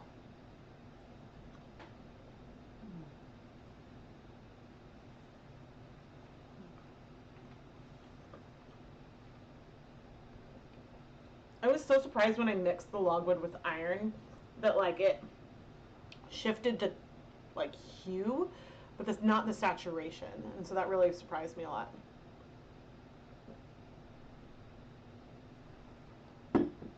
Okay, so one of my big treats lately, which I know this is going to sound really silly, but I've been adding lemon to my Coke Zero. And so in this massive thing, and like, okay, I know it's really bad that this is full of soda. But I have like half a lemon in here that I squeeze, and it's like having an afternoon cocktail, but just flavor. I don't know. It makes me so happy. I feel like that's my like endorphin food of the moment.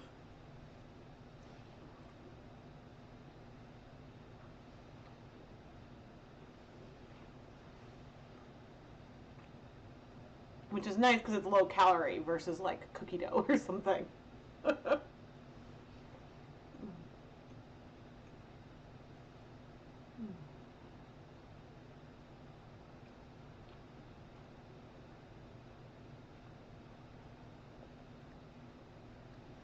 Oh man,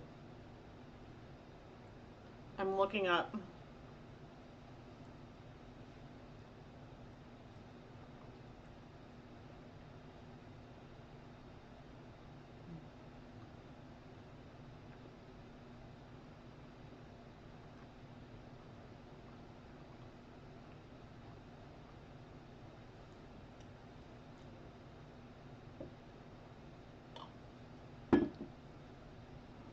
Cool.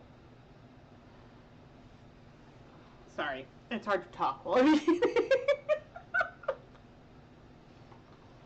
Mm.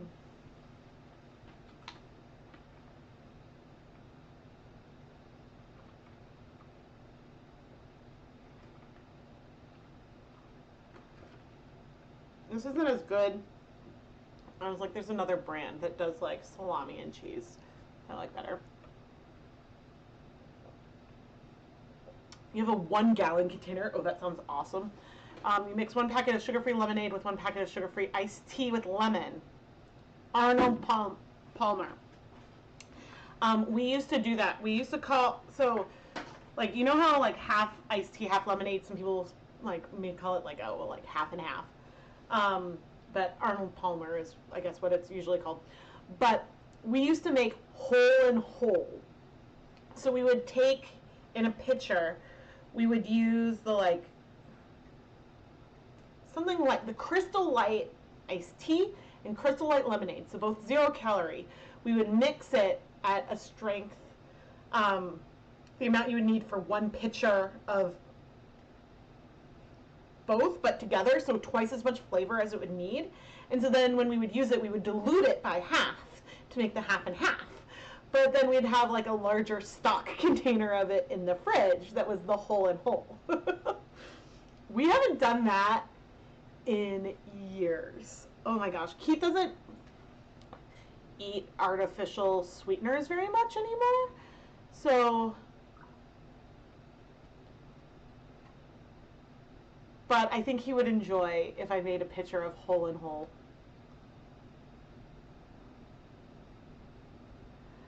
Oh man. Oh gosh.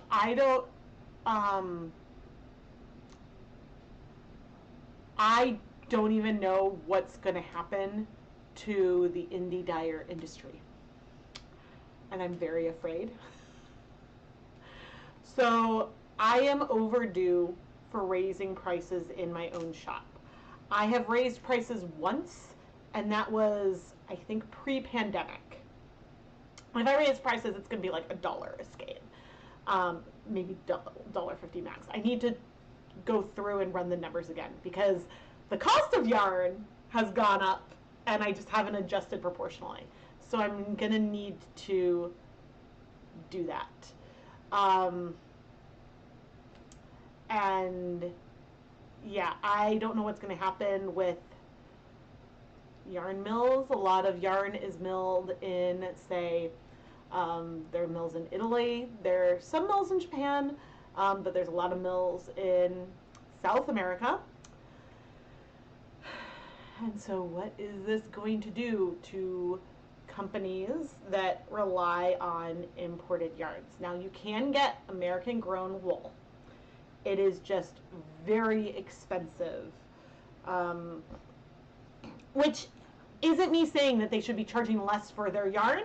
Like these small mills, what they're charging is probably reasonable. Hopefully they make a profit. They're small businesses. But if I was to buy that yarn and dye it, the markup I'd have to add on to it would make the yarn insanely expensive. And so that would be really, really hard.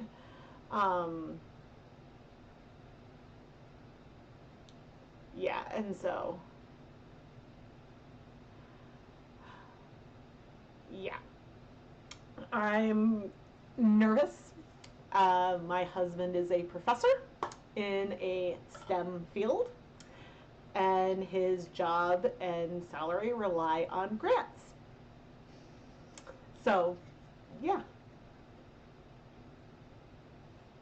I considered raising it $1 2 years ago, and then I didn't. I was about to, and then KnitPicks did the wholesale. They did the wholesale option, and so that reduced the prices. So I was going to. So my stock yarn right now I sell for $29 for 100 grams for most of it, and when I launched, I sold for 28. And so I was going, and I think like Wool of the Andes initially was 24, it's now 25. Now the cost of Stroll has gone up way more than $1, but normally I try to buy it with coupons, so it's lower. Yeah, and so, you know, the thing is that I will keep making content in some capacity. It's just, you know, I feel like the yarn industry is suffering. And okay, maybe I'll stand up and start dyeing yarn if I'm gonna start talking about this.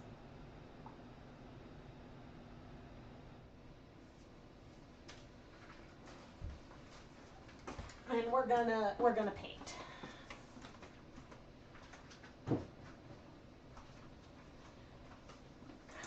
So yarn companies are suffering right now. And I say this because sales are down across the board. And now, this is me without any inside notice from KnitPicks. They have started doing % off site-wide sales way more frequently than they ever have before. They just had a sale that was 30% off if you spent over $200, and I didn't buy anything, which felt very weird and wrong for me specifically. But mainly, I bought so much Stroll, also at a 30% discount over Black Friday, that I'm good on that. I would have bought some more Swish DK, but they were sold out. And so that's why I didn't buy anything.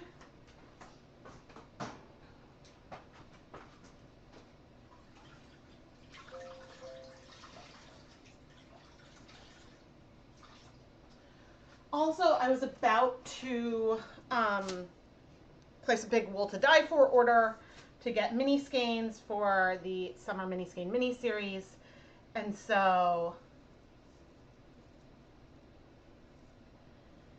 yeah,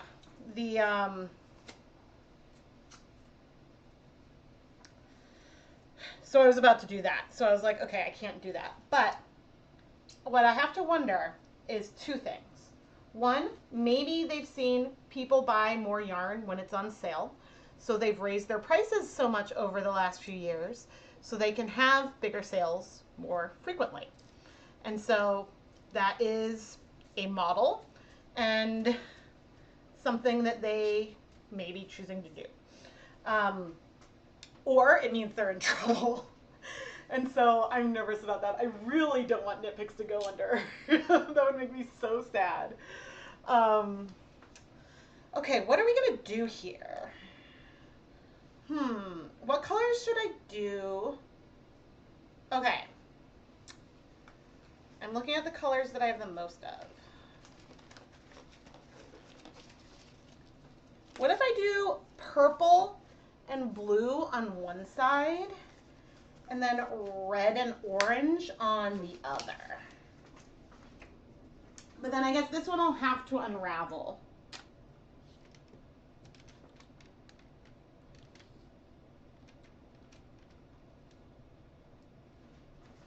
Okay.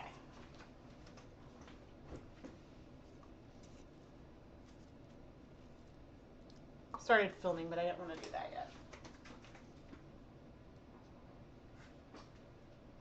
Okay, I need to get rid of some of these spoons and stuff.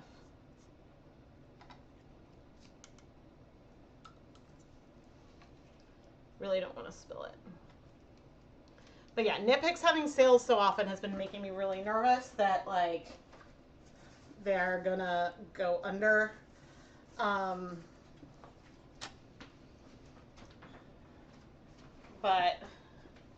let's see. When you were talking about collaboration, I was wondering if you ever used locally grown yarn. I haven't ever used local. So I've used small batch yarns before. I don't know if I've ever used local to me to dye, if that makes sense. I've used, like, for a lab partner once, this is how I made that other blank that I showed. But for a lab partner video once,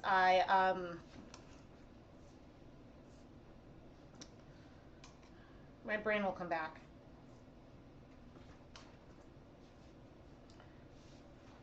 Oh, they sent me some like local yarn that I think someone's like husband bought her.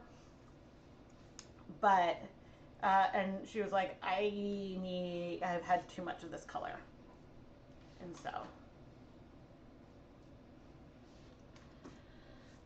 so then I dyed that in a video.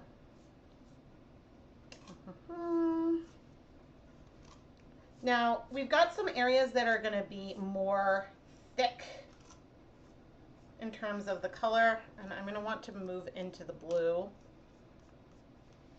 I'm not washing off the brush though,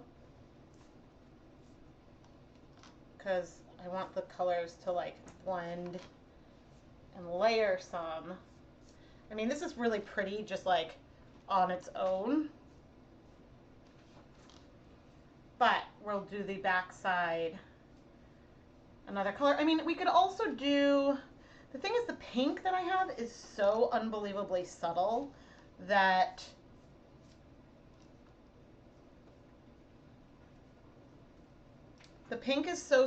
I don't know if we'd see it very well if I did that on the back. That's why I'm thinking of doing the red and maybe the orange. I mean, I could do red and green, but I don't want it to feel too Christmassy, you know?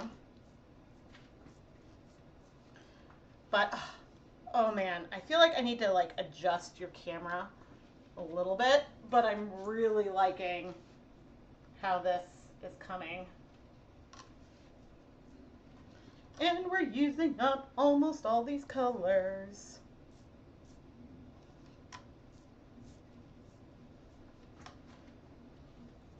There's still a little bit left.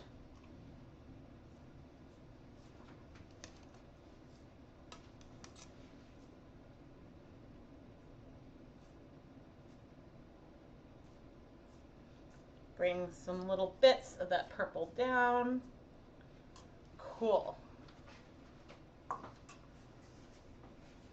Now, before we flip, I'm going to wipe up the dye. Whoop.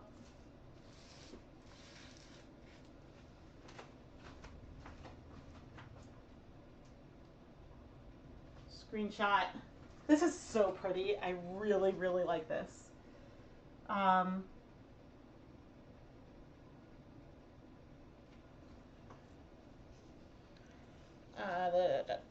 Let's flip this over, and you can see that we don't have that much color on the reverse side. Okay, I'm going to take a minute because there's things in the chat I want to read. Yes, I'm aware Knit Picks laid off a bunch of people last summer. Do I have orange? Yes, I have orange and red.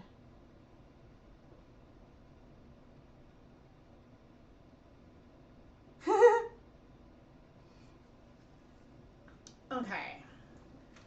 Because we're going to do... Oh, you know what I could do? So which way did I paint? Okay, I painted that direction. This is what I'm going to do.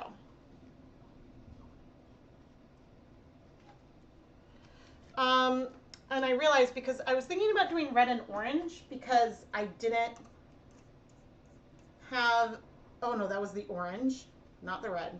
I think what I'm going to do is mix the red and the pink.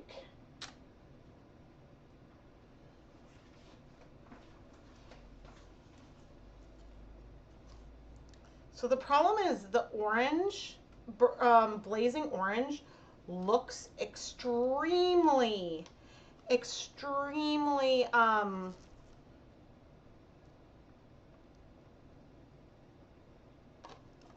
well, I mixed them together more than I meant to, but that's okay. The blazing orange looks very red. It looks less orange, while it is,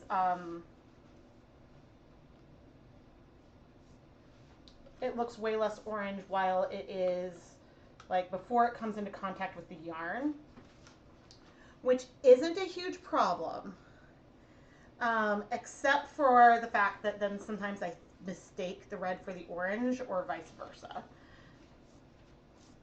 And so this is, ooh, was it Cherry Bomb? Maybe it was Cherry Bomb and not Fire Engine Red. I'm going to be doing this like all over, but it, and then some Flamingo Pink.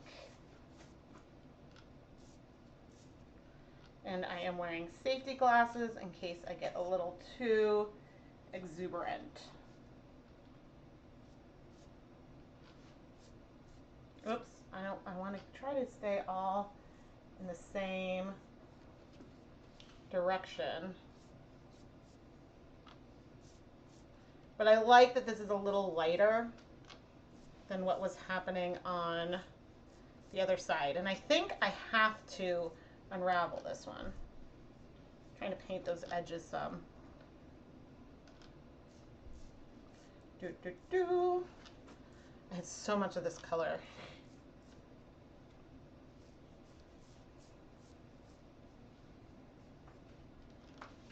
But what this will probably do is we'll have like a variegated yarn, that there will be like a slight gradient to it because I sort of blended the blue and purple.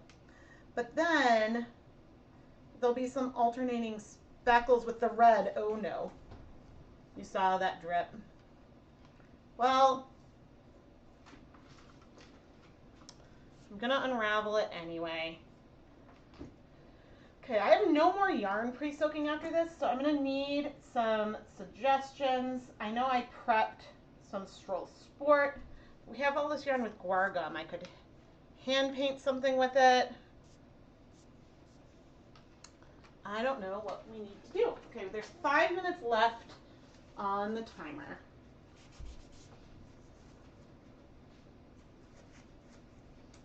But I'm gonna go ahead and wrap this up.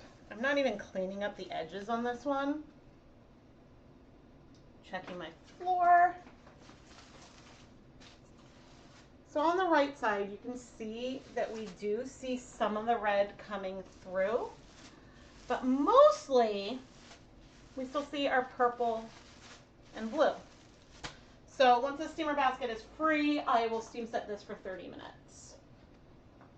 Okay, and as for the colors I have left, I have a lot of that red mixture.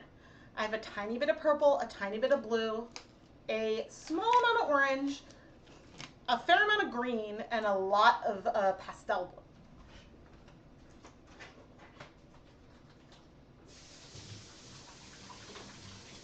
So we could do something like anticipation style, where we like add these into a dye pot. There's a lot of different things that we could do with it. But what I'm going to do right now is, and I love that the sun changed. Configure. There we go. I'm going to take a quick break, just like a minute, and I'll be right back.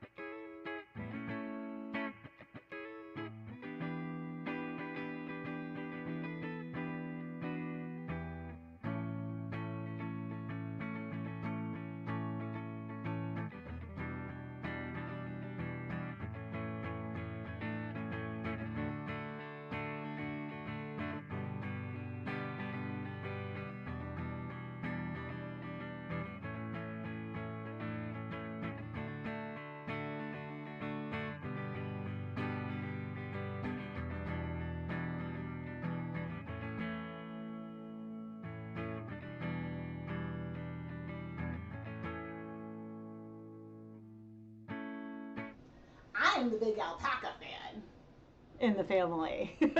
Actually, so many years ago, before we were even engaged, Keith and I went to Martha's Vineyard. And we went to an alpaca farm on Martha's Vineyard, and Keith bought me a skein of yarn that was made from 2 of the different alpaca there.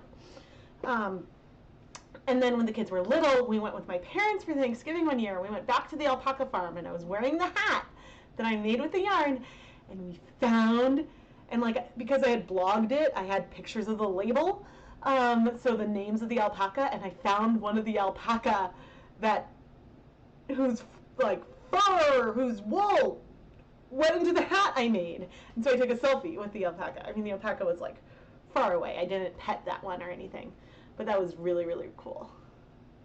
Oh, I could do like a chevron like pattern. That's a fun idea. Yeah, the problem with reds is they often look bloody. Ooh, a field trip to your alpaca farm in Maine. That would be cool. I haven't done a lot of like filming things when I'm like out and about.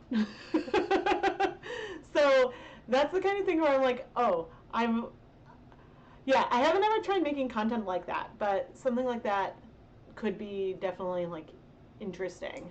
Because like all the vlog stuff I do, it's like me sitting on my stairs, right? I'm not like going places. I used to blog myself going places more, but not really ever filming videos.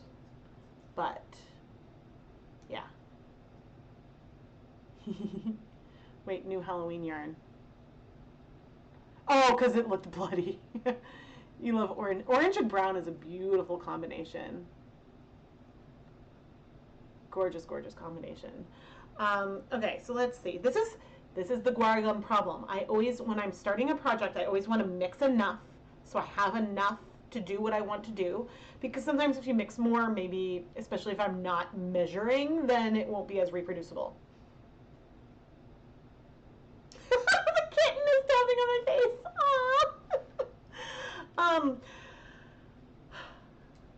So we could do another blank.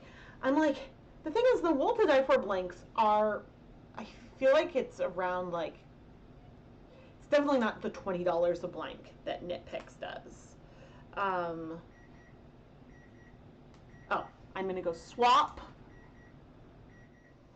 Ah, that got so bright. I know I upped the exposure, but then of course the sun came out. I need another pan. So these aluminum pans I use for cooling yarn. I just buy a huge pack at Costco, and they last a while. Here is our floral guy. I almost forgot about her. The pans last a while. Eventually they do become dented or get holes in it, and then I recycle them. So I feel like I only buy a new pack from Costco like every couple of years.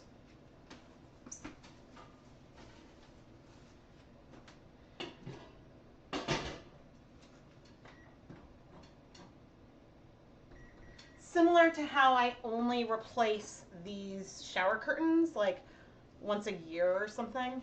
So, oh, I do have some brown. Guys, I don't know what I want to do. There's so much left. I mean, I could just mix it all together and see what kind of color we get.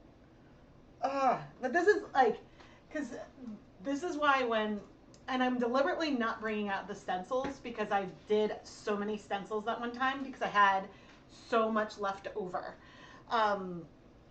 from, gosh, it must have been Hanukkah when I mixed the guar gum, and so then I was using that up. I had to dispose of the non-dyed guar gum already for this project.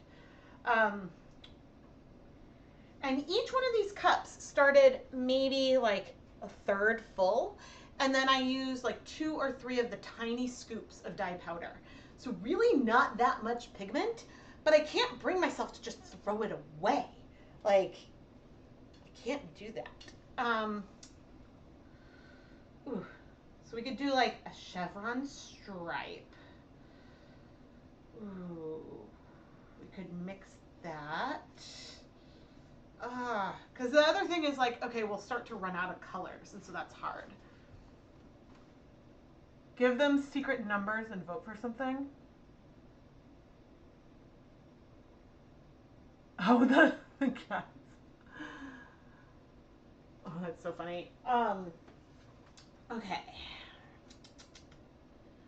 What do I want to do? Because I could randomly dye that sport weight yarn. Oh, this is, you're seeing me, and normally, like, I know exactly what I want to do, or I just let it speak to me, which, like, I've let the last one speak to me, but there's just so much color. I've done 4 blanks out of the leftover color so far. So here's the yarn that I dyed at the beginning. It's so subtle. I mean, I know the 2 at a time versus like 1 pot is subtle anyway, but it may not make it as a short. It may just be the stream, and that's fine. Okay.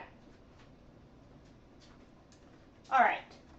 Indecision, but I'm coming to a decision. I'm going to pre-soak all of the sport weight yarn, and we're gonna paint on it. Not going for something repeating, just trying to use up the colors, which will give some fun effects. But each skein may be different. We'll see.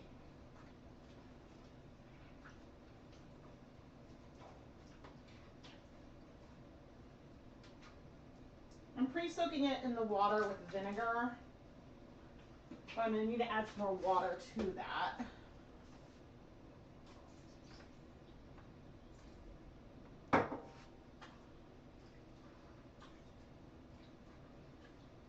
Cool. It's like the moment where, and like I love those brush stroke blanks. If I had had more yellow, and this is something that had me super, super torn, and so maybe, where's my face? Maybe I'm going to need to do that again on purpose, because I love that rainbow blank that I just like showed off quickly. Because if I dyed 2 blanks the same way, then I can unravel one. And I don't know why. Maybe because I didn't prep another blank. And I feel like dyeing the blanks that day was not the project I was supposed to be doing. There was another video I needed to film, but I was doing those blanks because I kind of wanted to. And so even though I wanted to dye a second version of the paint stroke one so I could unravel one and then have one intact, I didn't.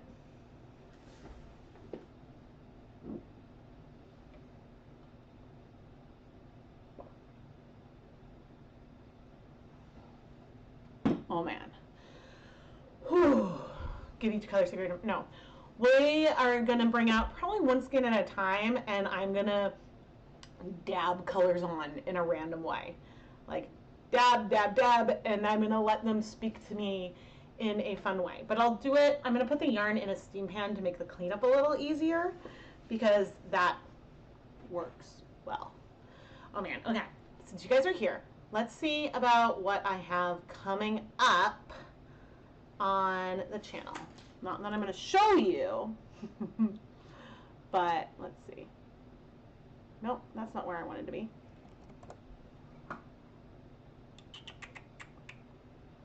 Okay, the back end content.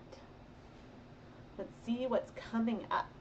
Oh, well, we could go in my shop, and that's a good way to see what's coming up too. We've got some more homemade sock blanks coming up. A very special project. We've got the second video of the wool tincture dyes. There is some variegated speckles. Oh, that shoebox video that I think I filmed on a stream at the beginning of January, where I lifted the yarn in the shoebox, I blended it and lifted from both ends. That's going to come out in mid-April. I have some alpaca silk yarn is coming out. That watermelon self-striping yarn that I teased on social media is coming up. Will come out at the end of March. So, yeah.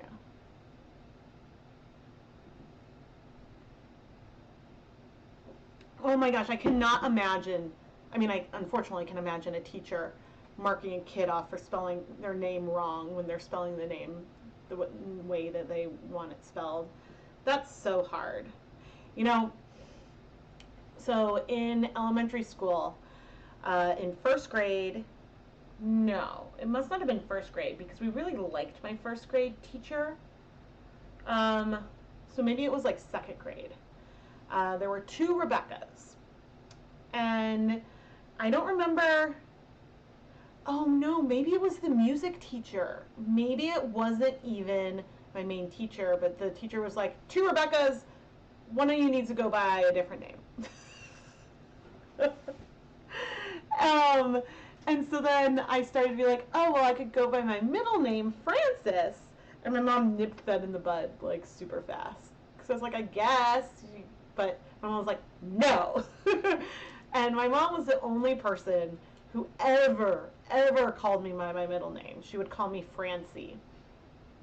I don't even think that when I was in trouble I got middle named. I middle name my kids all the time. Yeah, it's funny. I think that the watermelon yarn I dyed is going to be the closest I'll ever come to like planned pooling or planned design and self-striping, because I feel like it's the one pattern that is recognizable but still can be random in the gauge and stuff it's knit. I have seen dyers, I have seen yarn that like if you knit it with a certain stitches and certain gauge, it'll give you snowmen or little Santas, and like the design behind it is, and the precision required for the dyeing is like absolutely incredible. And I don't think I could ever do something that is that like literal, but the watermelon, I'm like, ooh, you know, you have like those regressions, it's gonna look like the fruit.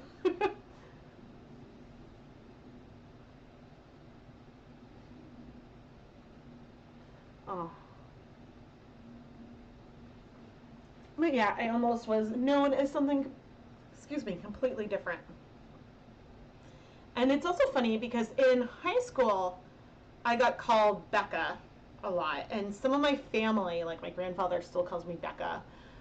My dad never really did. My mom would call me Becca. My brother calls me Becca, probably. But the funny thing was I never thought of myself as Becca. I didn't mind people calling me that. It's just not how I thought of myself. And it was when we were graduating, one of my friends made me a pillow with a B on it. And I was like, B? And then I'm like, oh, because my initials, I didn't think of my initial as being a B. I thought of it as R, because I always wrote my name. Maybe sometimes I would do Becca. I don't know. But so then in college, like on one of the intake forms, it asked like what your nicknames were, and so initially it had my email. I don't think they tried to give me with the B initial, but they had like my email name. You know that, and I was like, well, no. I was like, my email should say Rebecca. Like, I don't mind if people call me Becca, and I had a lot of friends in college who did call me Becca. But I was like, that is not the name that I want on my email. So, yeah. My mom didn't have a middle name until she got married, and then her maiden name became her middle name. So, yeah. But I don't know. It's that aspect of my life. So if some of you may not know, so my mom died a little over a year ago, very very suddenly, as in like no warning, just happened. And that is another thing that it like surprises me how much it is still painful, because she was probably, outside of my husband, the person I spoke to more than anyone else in the whole world. I mean, obviously I speak to my kids, but yeah, my dad's been having understandably, a really hard time. He's older than my mom was, and so I don't think he always just imagined that he was the one that would die first, and so he never envisioned or had any kind of thought of what he would do if she wasn't in his life, and so I think that's really hard.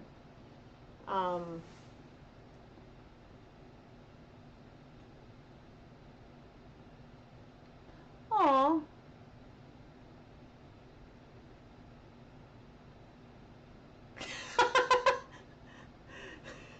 I like all the stories of names, and like, oh, I don't know that creator, but I'm gonna need to go check that out. I'm gonna make a note for myself.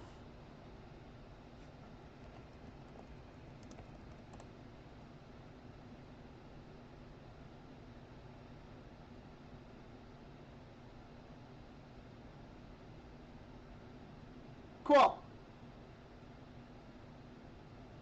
I have that queued now. Yeah, and so I don't know. I've still been. Oh, right. I'm waiting for the yarn to soak. That's what this like interlude is. But yeah, it's been hard, and also like the good thing is my dad is talking to me in ways that like he never would have before. My mom was the like emotive one, but it's hard. So like when, sorry everyone, but like when my dad called with the news, and obviously hysterical, in a panic, because you know I had even spoken to her that morning, like complete shock. When I started, he was like, "You cannot." One thing of the things he said to me is, "You cannot get upset right now," because you know he called me being like, "Help me," right? And he's apologized for that, but like also I don't blame him for saying that, because he needed me, right? But and so then like I held it together until like the day after the funeral, which like I knew, I was like, I'm probably gonna collapse this day. I'm probably not gonna be able to get out of bed, because all the things on the list that have to get done are gonna be done. And that did happen. I did collapse. But it's still, I'm in this like, I want to be able to share with him that I'm in pain too, but also if I share that with him, then he like really he can't help shoulder my pain, because his pain is so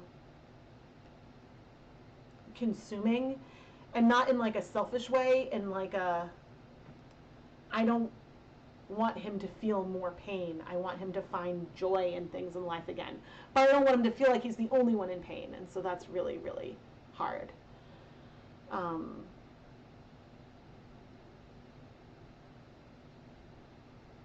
Oh, Amy, I'm so sorry. Oh, guys. Yeah, so my dad went to the grocery store and came home. And so that's how sudden it was. Like, yeah, but, you know, and I guess the other hard thing is not so much for my dad, but I look like my mom, and I sound like her, and my inflection is like her, and so people do a double take, and which normally I get a like, oh my gosh, you know, I did a double take, I felt like she was in the room, and like that's fine, like that doesn't bother me. But then we did it was like random neighbors of my parents, it was like a celebration of life kind of thing, and someone was like, oh, you sound so much like her, it's creepy. And I was like, that's not a very nice thing to say. Like, think it, sure, but like, don't tell me that it's creepy that I resemble like the like best friend in the whole world, you know? So, yeah. That's just yet another thing that is like me, like, just feeling lost. But okay. Let's go color. Let's go have fun. I am an emotional wreck today, everyone. I am so sorry for being so all over the place. Oh, man.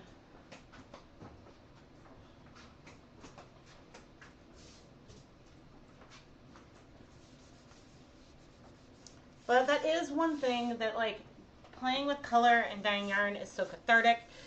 I love that you guys are all hanging out with me during these streams. Doing this, like, unedited stuff is so fun, and I'm enjoying using this as a source of short form content. It's like a happy intermediate, whatever you want to call it. Okay.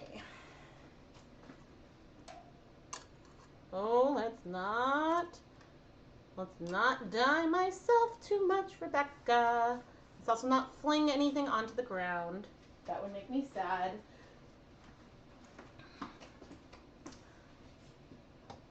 Nothing wrong with sharing my emotions. Thanks, guys.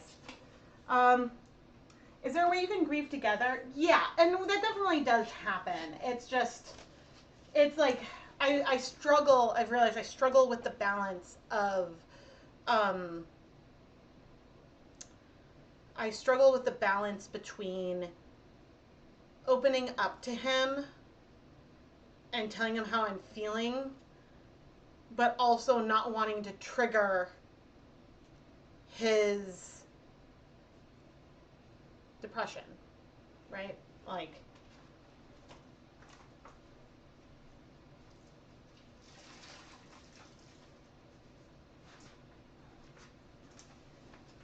and so, yeah, it's hard. And then it's also hard for me is because my dad, one of his jobs was winding down and he started a new job. So for a while after my mom was gone, my dad was like very available. He would come to like all of the kids' baseball games he could, and like he was just around more. And because his old job was also remote, and he's got a new in-person job, or newer, and it's so busy that. Okay, so we've got this damp yarn, and I'll try to move it closer, but I don't want it to look like another red liquid, but I'm really just coming, having fun. We're gonna layer some other colors on this too. Just trying to use it up, but also create something fun and pretty. But yeah, I still see him, but it was like all of a sudden, like my dad was so present in a way he never was in my life, and now that's kind of gone back to quote normal of him being like busy. But I'm glad, like this was not the right time for him to quote retire, because retiring should be. I'm gonna dilute, I think, some of that blue. Retiring should be a choice. And given that my mom always wanted him to retire, I think if he were to retire, like now, that he would struggle with that too. I'm regretting adding so much of the pastel blue to this, but I think that this will be pretty with like the purple coming in as well. So, yeah. Yeah, but the reason why I didn't feel like doing anything repeating is you see how like the yarn can like stick to the brush as I come in and dab. I feel like I'm using like bingo dabbers like a young kid. But that's one reason why. I just didn't feel like doing anything super repeating, even though I adore the way that those colorways turned out. Oh yeah, I was going to go through my shop, but if you peek through some of the like very recently sold yarn too, there's a way on the shop you can click on that. Then you can also see some interesting stuff. What color are you? Purple. Perfect. The purple is thick. Hee hee. This is actually fun. It's really cathartic to do things. And I'm not even like filming this one for a short right now. I suppose I could always, even though it's like small in the corner, I could always take download the YouTube stream to then do something with it. The question is, do we add green to this as well or no? That is the question. But now we flip. Ooh. And come in with more colors. Yeah, no one grieves the same way. Emotions have us all messed up, and with our moods and emotions, yeah. Oh man. And I mean, I guess that's also the thing when I stream is like, if I'm feeling emotional, it's gonna come through. But like, I feel like with the exception of like the June Trevor Project fundraisers, a lot of the like official dialogue stuff I've done, it kind of stopped around when my mom died. And actually one of the other things I was working on that week was one of the mystery surprise live streams too.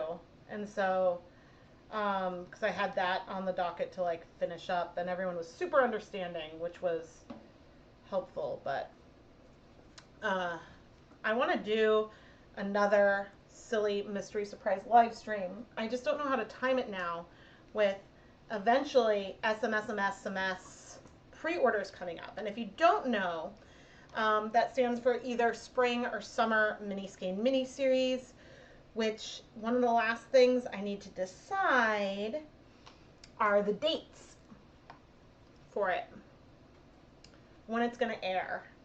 And so I need to figure out like any travel schedule, like when Lucas's graduation is. Although I don't know if they call 5th grade, I don't know if they call it graduation or what they call it. I don't remember. But I feel like that happens like well before school is out, so that's kind of funny.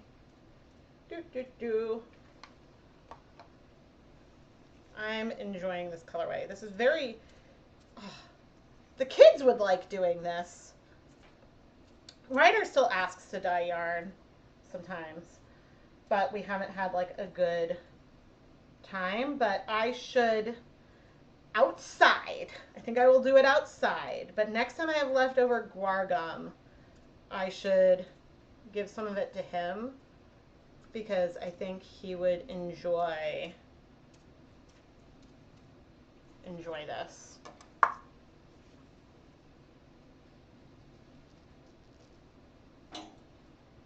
Looking for large white patches, and the purple is almost kicked. And so then we're going to have red, blue, and green, which maybe we'll do something different with. Oh, you know what idea I had? Something we could do with guar gum that is not something that I've done so far would be to yarn mop it, as in like paint on the pan and then wipe that up. Now, I don't think that I'm going to do that specifically right now, but I need to remember that for the next time I have leftover guar gum, because doing like various blanks is like the obvious answer. Cool. My nose is so itchy. Oh, I have orange left too.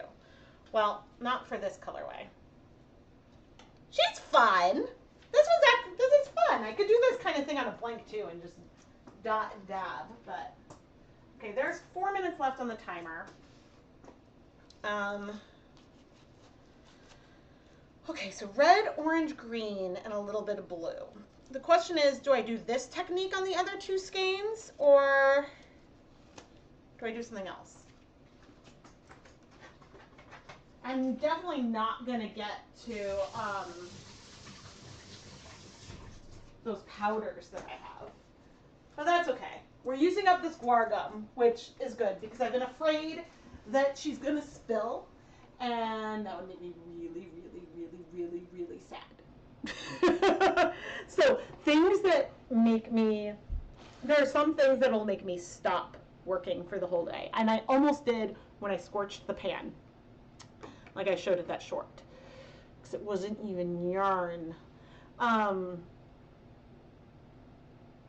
Oh yeah, that one was stupid. But sometimes it was like when I was dyeing yarn with indigo and my glove failed and I ended up with the zombie hand for a week, which in hindsight now is hilarious.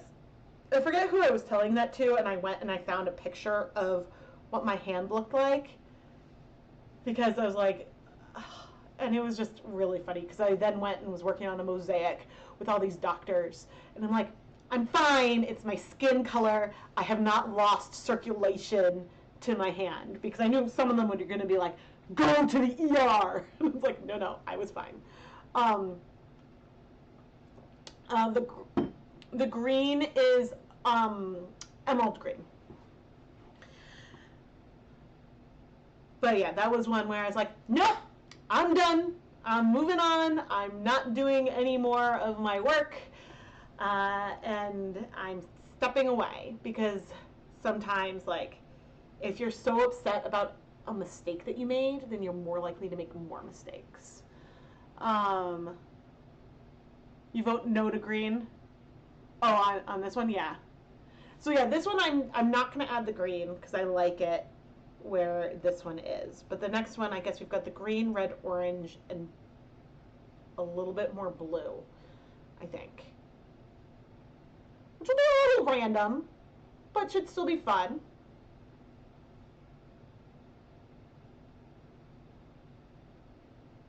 Oh, and the weather, it was so nice. It was so, so nice with, yesterday was like 50 degrees, and it was gorgeous, except that it rained. But I still finally, for the first time in ages, walked to pick up the kids from their, like, after-school program. Yeah, it's back in the 40s, but Tuesday's going to be 62. Is spring just about here? Oh my gosh. That's what I was going to do. That's what I was going to do. Okay.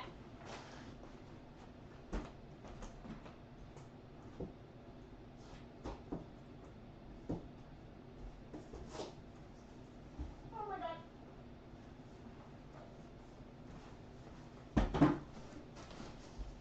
Don't want to. This isn't an official unboxing or anything. And I don't want to dox myself. But, oh, I did something I'm so mad about. I forgot to order more Sparkle mini skeins. So, usually so the Spring or Summer mini skein mini series is a series where I dye like fade sets or mini skein sets, colors that go together that are intended to go together. And I do this on like a million different yarn bases. Over 10. Which makes inventory complicated, but it's fun. It's fun. It's so much fun.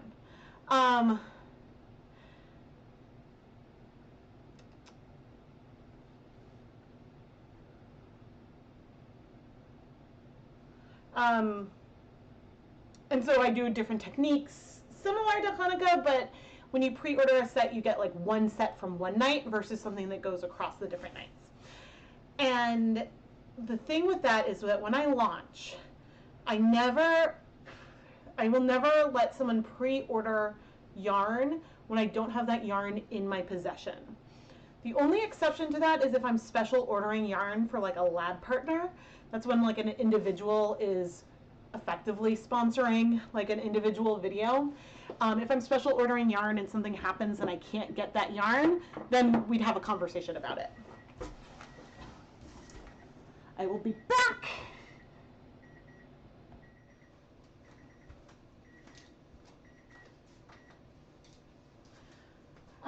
But otherwise, because you never know if a yarn base is going to sell out or if something will happen to a shipment and then the yarn base sells out. You just don't know. And so I will never list a pre-order for an item that I don't have in my possession.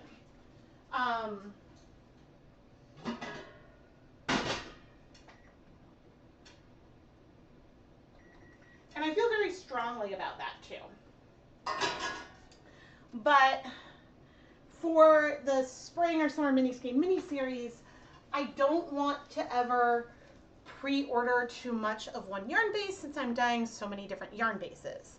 And so therefore, this is an instance where when I launch, like the day or something after launch, I will place another order for yarn. And so within like a week or so, there will be an update with more options. And then sometimes, like, if there's ever for something like that, a yarn base that has sold out that you're interested in, message me on Etsy, because usually I'm either ordering more yarn, or sometimes I have more of the yarn base in my possession. And so I can always like shift things so I could have more of, say, like a silk blend or something. So, yeah, but there's some things I'm very excited about, which I'll show you now, that are new things available as mini skeins. Zebra. I have not dyed with zebra yarn in so long, and it's in minis. I am so excited. So excited. But yeah, I forgot to order more sparkle, and I'm very angry about that. The other thing I'm angry about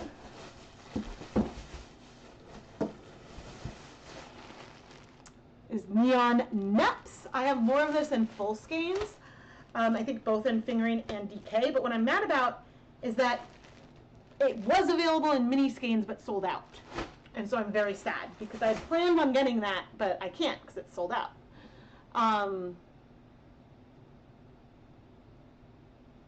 My daffodils are coming up. Okay, so the zebra is one new one. This is that yak. We know and love that one. Is this another? That's another that yak. But yak silk DK in minis. This is 60% superwash merino, 20% silk, 20% yak, and is like so luxurious, so unbelievably luxurious, and I love it, and I am so excited about that one. I did not order every single, okay, Crazy 8, that's a standard one. I did not order every single thing. More diamond, platinum.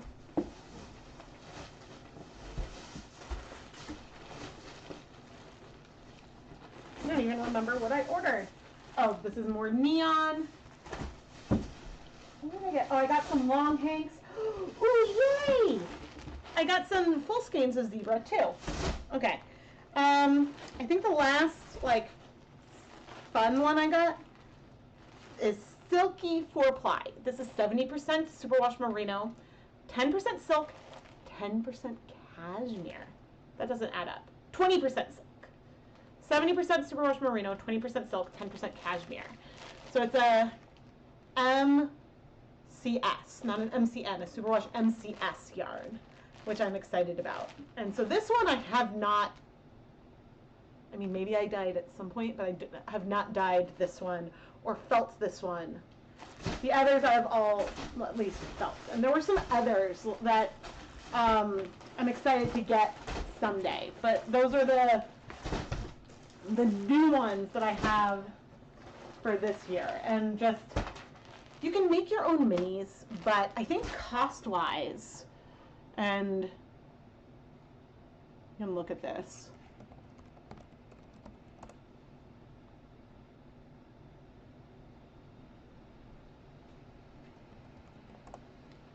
Where is my, here we go.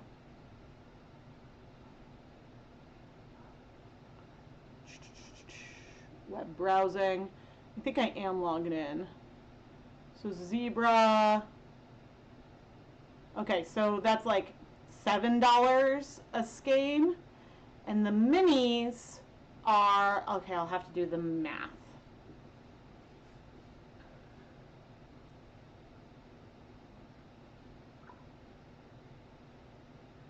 Divided by 5. Okay, so these are about, you know, each skein is $7. For this, 100 grams is about $8. So it's about $1 more per 100 grams to get the mini skeins. The amount of time it would take for me to make the mini skeins, it's way worth $1 to buy them. Yes. So this is,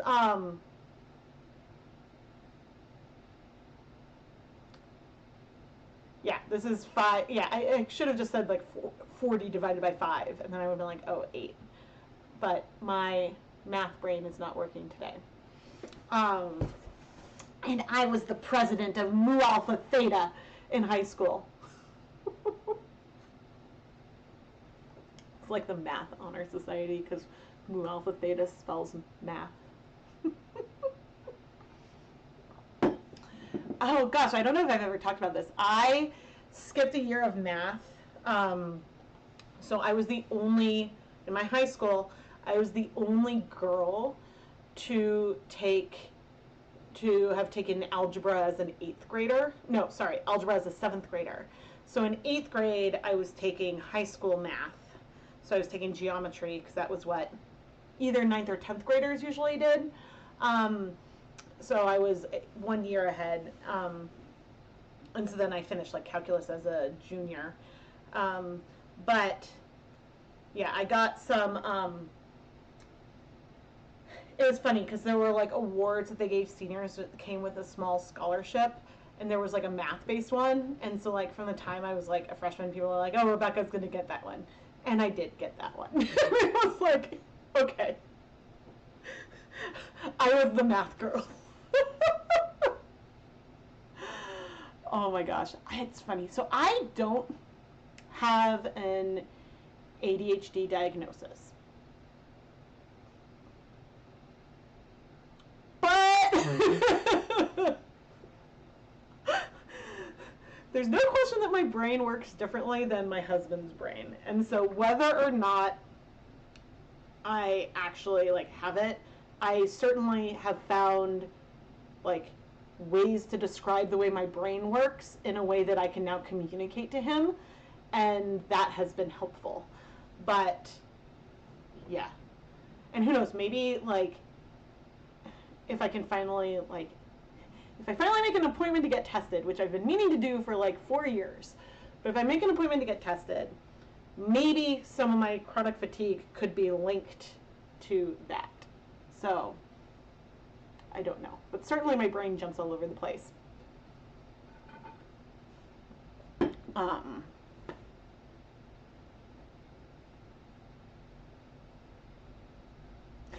Your math was ADHD math. But yeah, I got tested for, so I've done neuropsych testing twice in my life. Once was because of suspected dyslexia, and we found that I do have a bit of a, it's weird, I would have qualified for extra time on tests, but I was a fast test taker, so I never like submitted any of that paperwork because I'm like, I don't need the time. I have like a processing disorder, like I was, like in the test I did very poorly on like timed arithmetic, but I did really well with like reasoning and puzzles and stuff, so it's weird.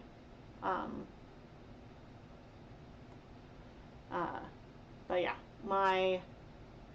I'm running on fumes right now. Okay, let's go tell more yarn. I forgot what I was doing. I was like, oh, la, la, la, la. I'm just sitting here talking, spilling all of who I am. All right, I feel like the orange. So there was a suggestion to mix the green and blue. There is so little blue left.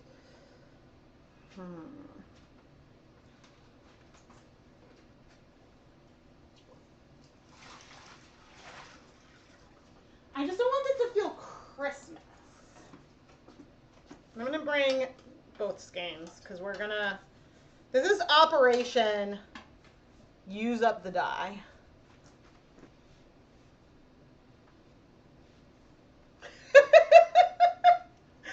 You guys are seriously the best. When it's like, you know, whenever there's like a talk about your job and describe your job badly or something, it's like, I spend all day by myself talking to myself. Oh my gosh. Would you believe that I'm actually a little bit shy in person? It's not that I'm shy. I'm more of an introvert, which people also tend to be surprised by,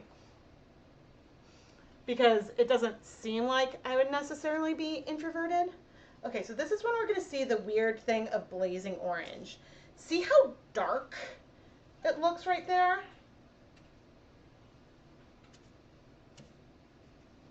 It really is a bright orange, but it like needs to either interact with the acid or something to just really like pop and shine. Oh man. No, but I have, and see, like right now, this is the red that has been mixed with some pink. Right now they look the same. They look identical right now, but if we give it a minute, they will look different, I think.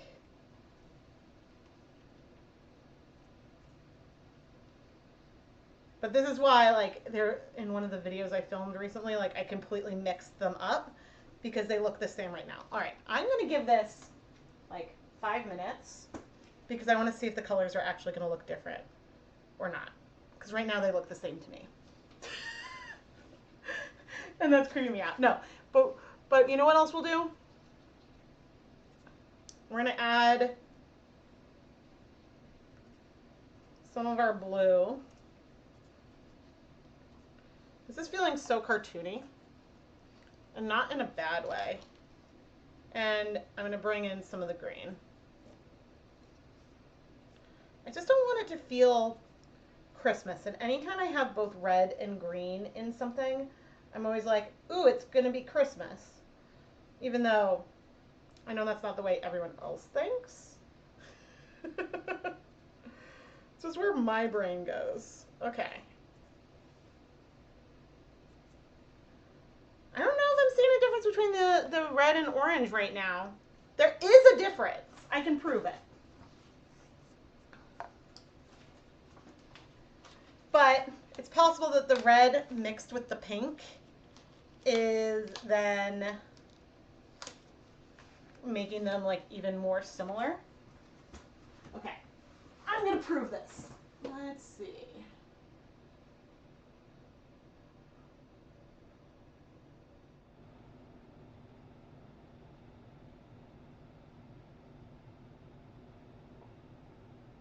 No, I want to see the item details. I want to see the pictures. Here we go. Do I have...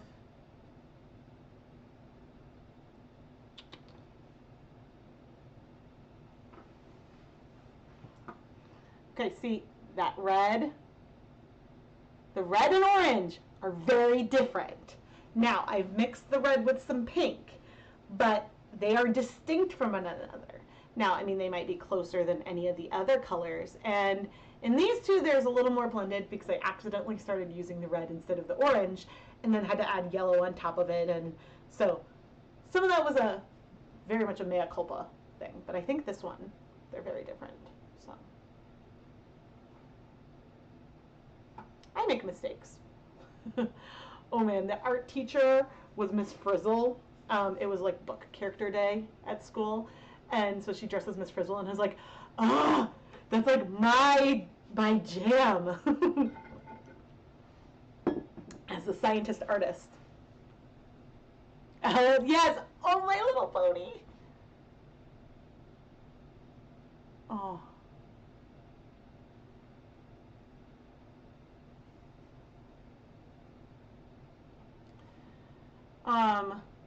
Yeah, so I think,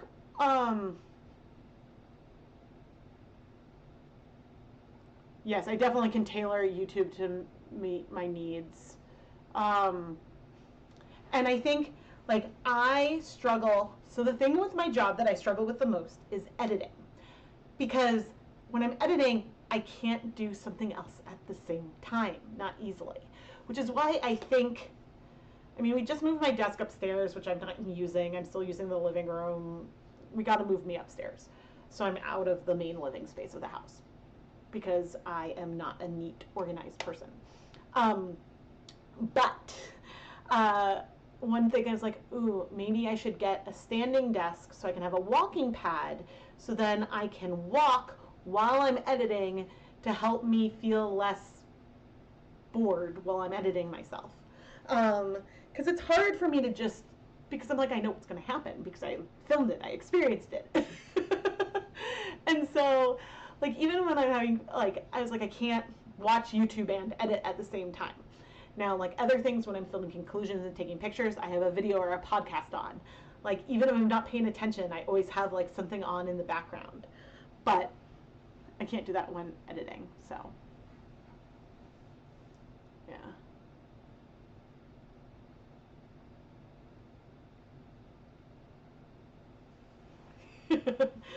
Oh man, but yeah, like there's no question that I hyper focus on things all the time. And it was like, my husband got mad at me. So for a long time, he'd been wanting me to play Factorio. And I didn't want to play it because I'm like, I'm going to get addicted to it and want to do nothing but play it. Because each time, like, if I started playing Minecraft again or something, I would get really into it and want to do it all day, every day, and that's all I could think about. And that's kind of what happened to me with Factorio. We had a world, the two of us were playing together, but then I went and made my own world because, you know, he can't play with me as much as I want to play. And so he's like, you're doing so many hours in your own world. And I'm like, yeah, but you have hundreds more of hours of gameplay than me. I'm trying to catch up. But yeah, it was just like I was so hyper focused on it. But now, I don't know if any of you play, but in my personal world, I have to go to Gleba next, and I don't want to go to Gleba. So I think that Gleba was fine when like Keith and I were in the world together, but I don't want to try to do it by myself. I frickin' love Factorio. It is like, there used to be a Minecraft mod. There was a bunch of mods called Tekkit where you could like make factories and automate it, and like I loved it. I loved it. I love Fulgora. I love Fulgora. Is my favorite planet.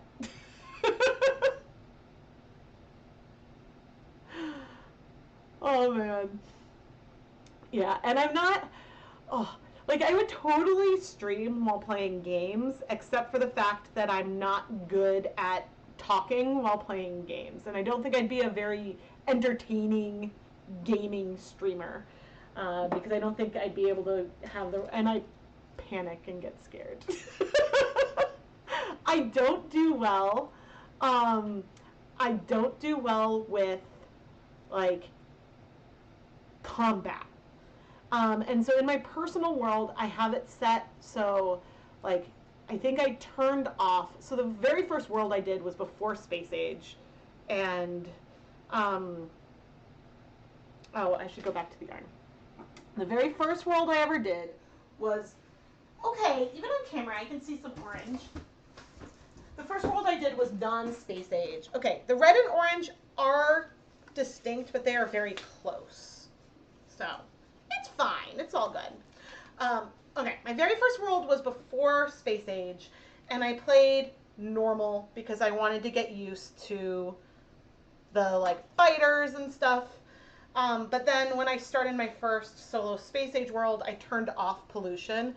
So there's still fighters and stuff, but I'm not, yeah, not as worried about stuff.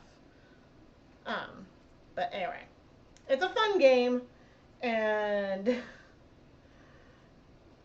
yeah, that was a game that my husband and a bunch of our best friends, they started during the pandemic doing a weekly game night as just like a way to get through everything. And they don't do it every week still, but they try to do it as much as they can, which is really fun. But I often go to sleep early, so. Oh man. Okay, we're almost out of the blue. there's going to be a little bit of dye behind, and I'm going to have to say goodbye to it, because if I save this too much longer, it's going to spoil, it's going to dry permanently on all these cups, and I won't be able to get it off, and we don't want that. Oh my gosh, I will need to stop soon and figure out some food. I know I ate something, which is good, but I am getting hungry, which is also good. Thankfully, I have some things that'll be really easy to heat up or eat cold in the fridge. But I can also tell that my brain is getting to a point where I'm still in a very good place, but I'm starting to feel a little wacky. Oh man. I love emerald green, but it is a color that whenever I mix it with anything, I end up with so much of it left over. But see, that's how we end up with some like really happy accidents. That's when I discovered the like emerald green and royal purple mix was awesome and things like that. So, ooh, we got some big old white sections over here. Now I am trying to not rub the yarn too much. With the amount of acid in here and with the guar gum too, colors are striking where I've originally placed them pretty well, which always feels good when that happens, because then you don't need to worry as much about transfer, but I'm also okay with there being some color transfer. I know that I'm a huge like advocate of leave no dye behind. Sometimes it's okay to have a little bit of dye left behind. It is okay. And you know, I didn't even get to my big slop. I don't know why I think of it as like a slop bucket, but I didn't even get to that today. And that's fine. That deserves to be a video because that has been featured in at least 2 live streams, some behind the scenes streams that I do for ChemKnits patrons, and more.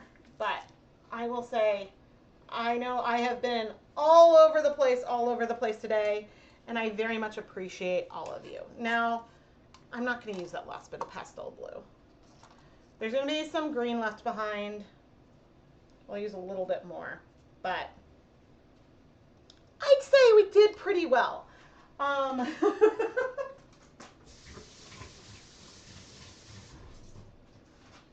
We've done, with all these like guar gums, we did 500 grams of yarn.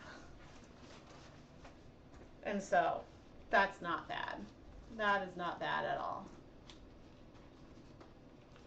But yeah, I'm gonna need to.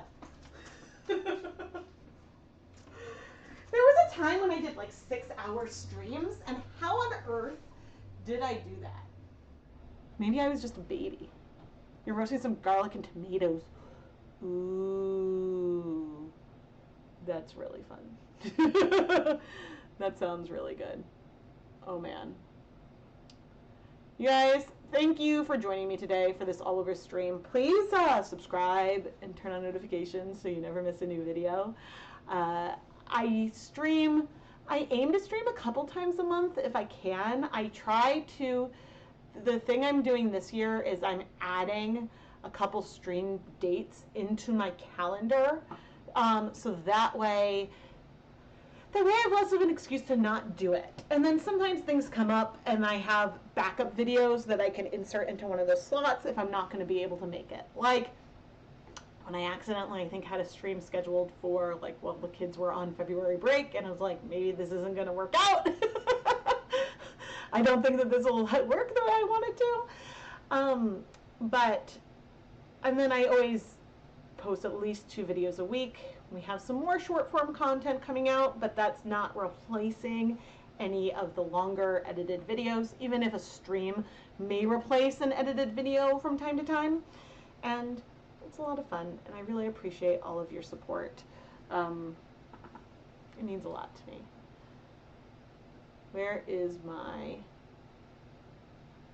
Oh, I did not. Oh, it's telling me like, oh, now's a good time to, yeah, I haven't inserted an ad in a while. That's fine. Sorry, YouTube. Sorry about that. But yeah, I guess the big thing, yeah, subscribing, turning on video notifications, commenting on videos helps a lot. Even if you just comment an emoji, like engagement is a factor that YouTube pays attention to and how they like share videos. And again, I don't know how. I had a video that like, there's like one video has like I have a few video, or a few, I have a video that has over 1 million views. An older like knitting tutorial, but this one short just like blew up, and that was insane. Unfortunately, 1 million views on a regular YouTube video is way different payout from like 800,000 views on a short. Like order of magnitude difference, but that's okay. You feel like you never get to be here for the whole thing. Oh, I'm glad you were able to be here, and I don't know, I appreciate all of you so much for letting me be myself and share myself, and for being here for it. And thankfully, we had no trolls today, and so I can say now, because we're at the end, if trolls show up in the chat, ignore them, report them to YouTube, obviously, but I will try to notice and block and ban as much as possible. But if I react to a troll, then they make another account and come back. And we'll do that over and over. And so, thankfully, that doesn't happen as much as it's happened like once this year that someone was doing that. But yeah, try to ignore, report their account to YouTube, because I think that like my options as like a moderator are limited midstream. So yeah, I do the best I can, because I certainly don't want anyone to ever be exposed to like harmful language or anything. But there's, yeah, I want you guys to all feel safe being here. So I will always, I try to keep an eye on it, but yeah, anyway. Thank you guys for being my safe space. I really, really appreciate it. And I'm gonna go right down to come back to the stream to remove all of the ads. YouTube is gonna insert automatically into the video on demand. But the bummer is that they do that like hours after the stream, and so I'll have to keep checking. But anyway, oh, and stay tuned, because in the next few weeks, that's when I plan to launch pre-orders for the Spring Summer Mini Skein mini series.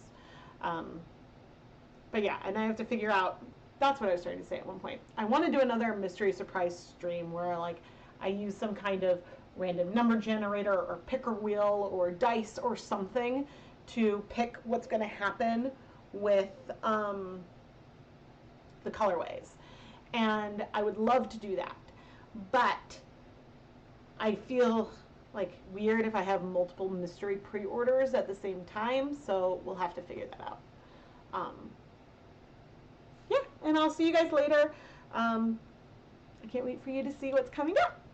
All right, I'm going to force myself to sign off now. So thank you all for watching. I'm Rebecca from ChemKnits, and I'll talk with you all soon. Bye!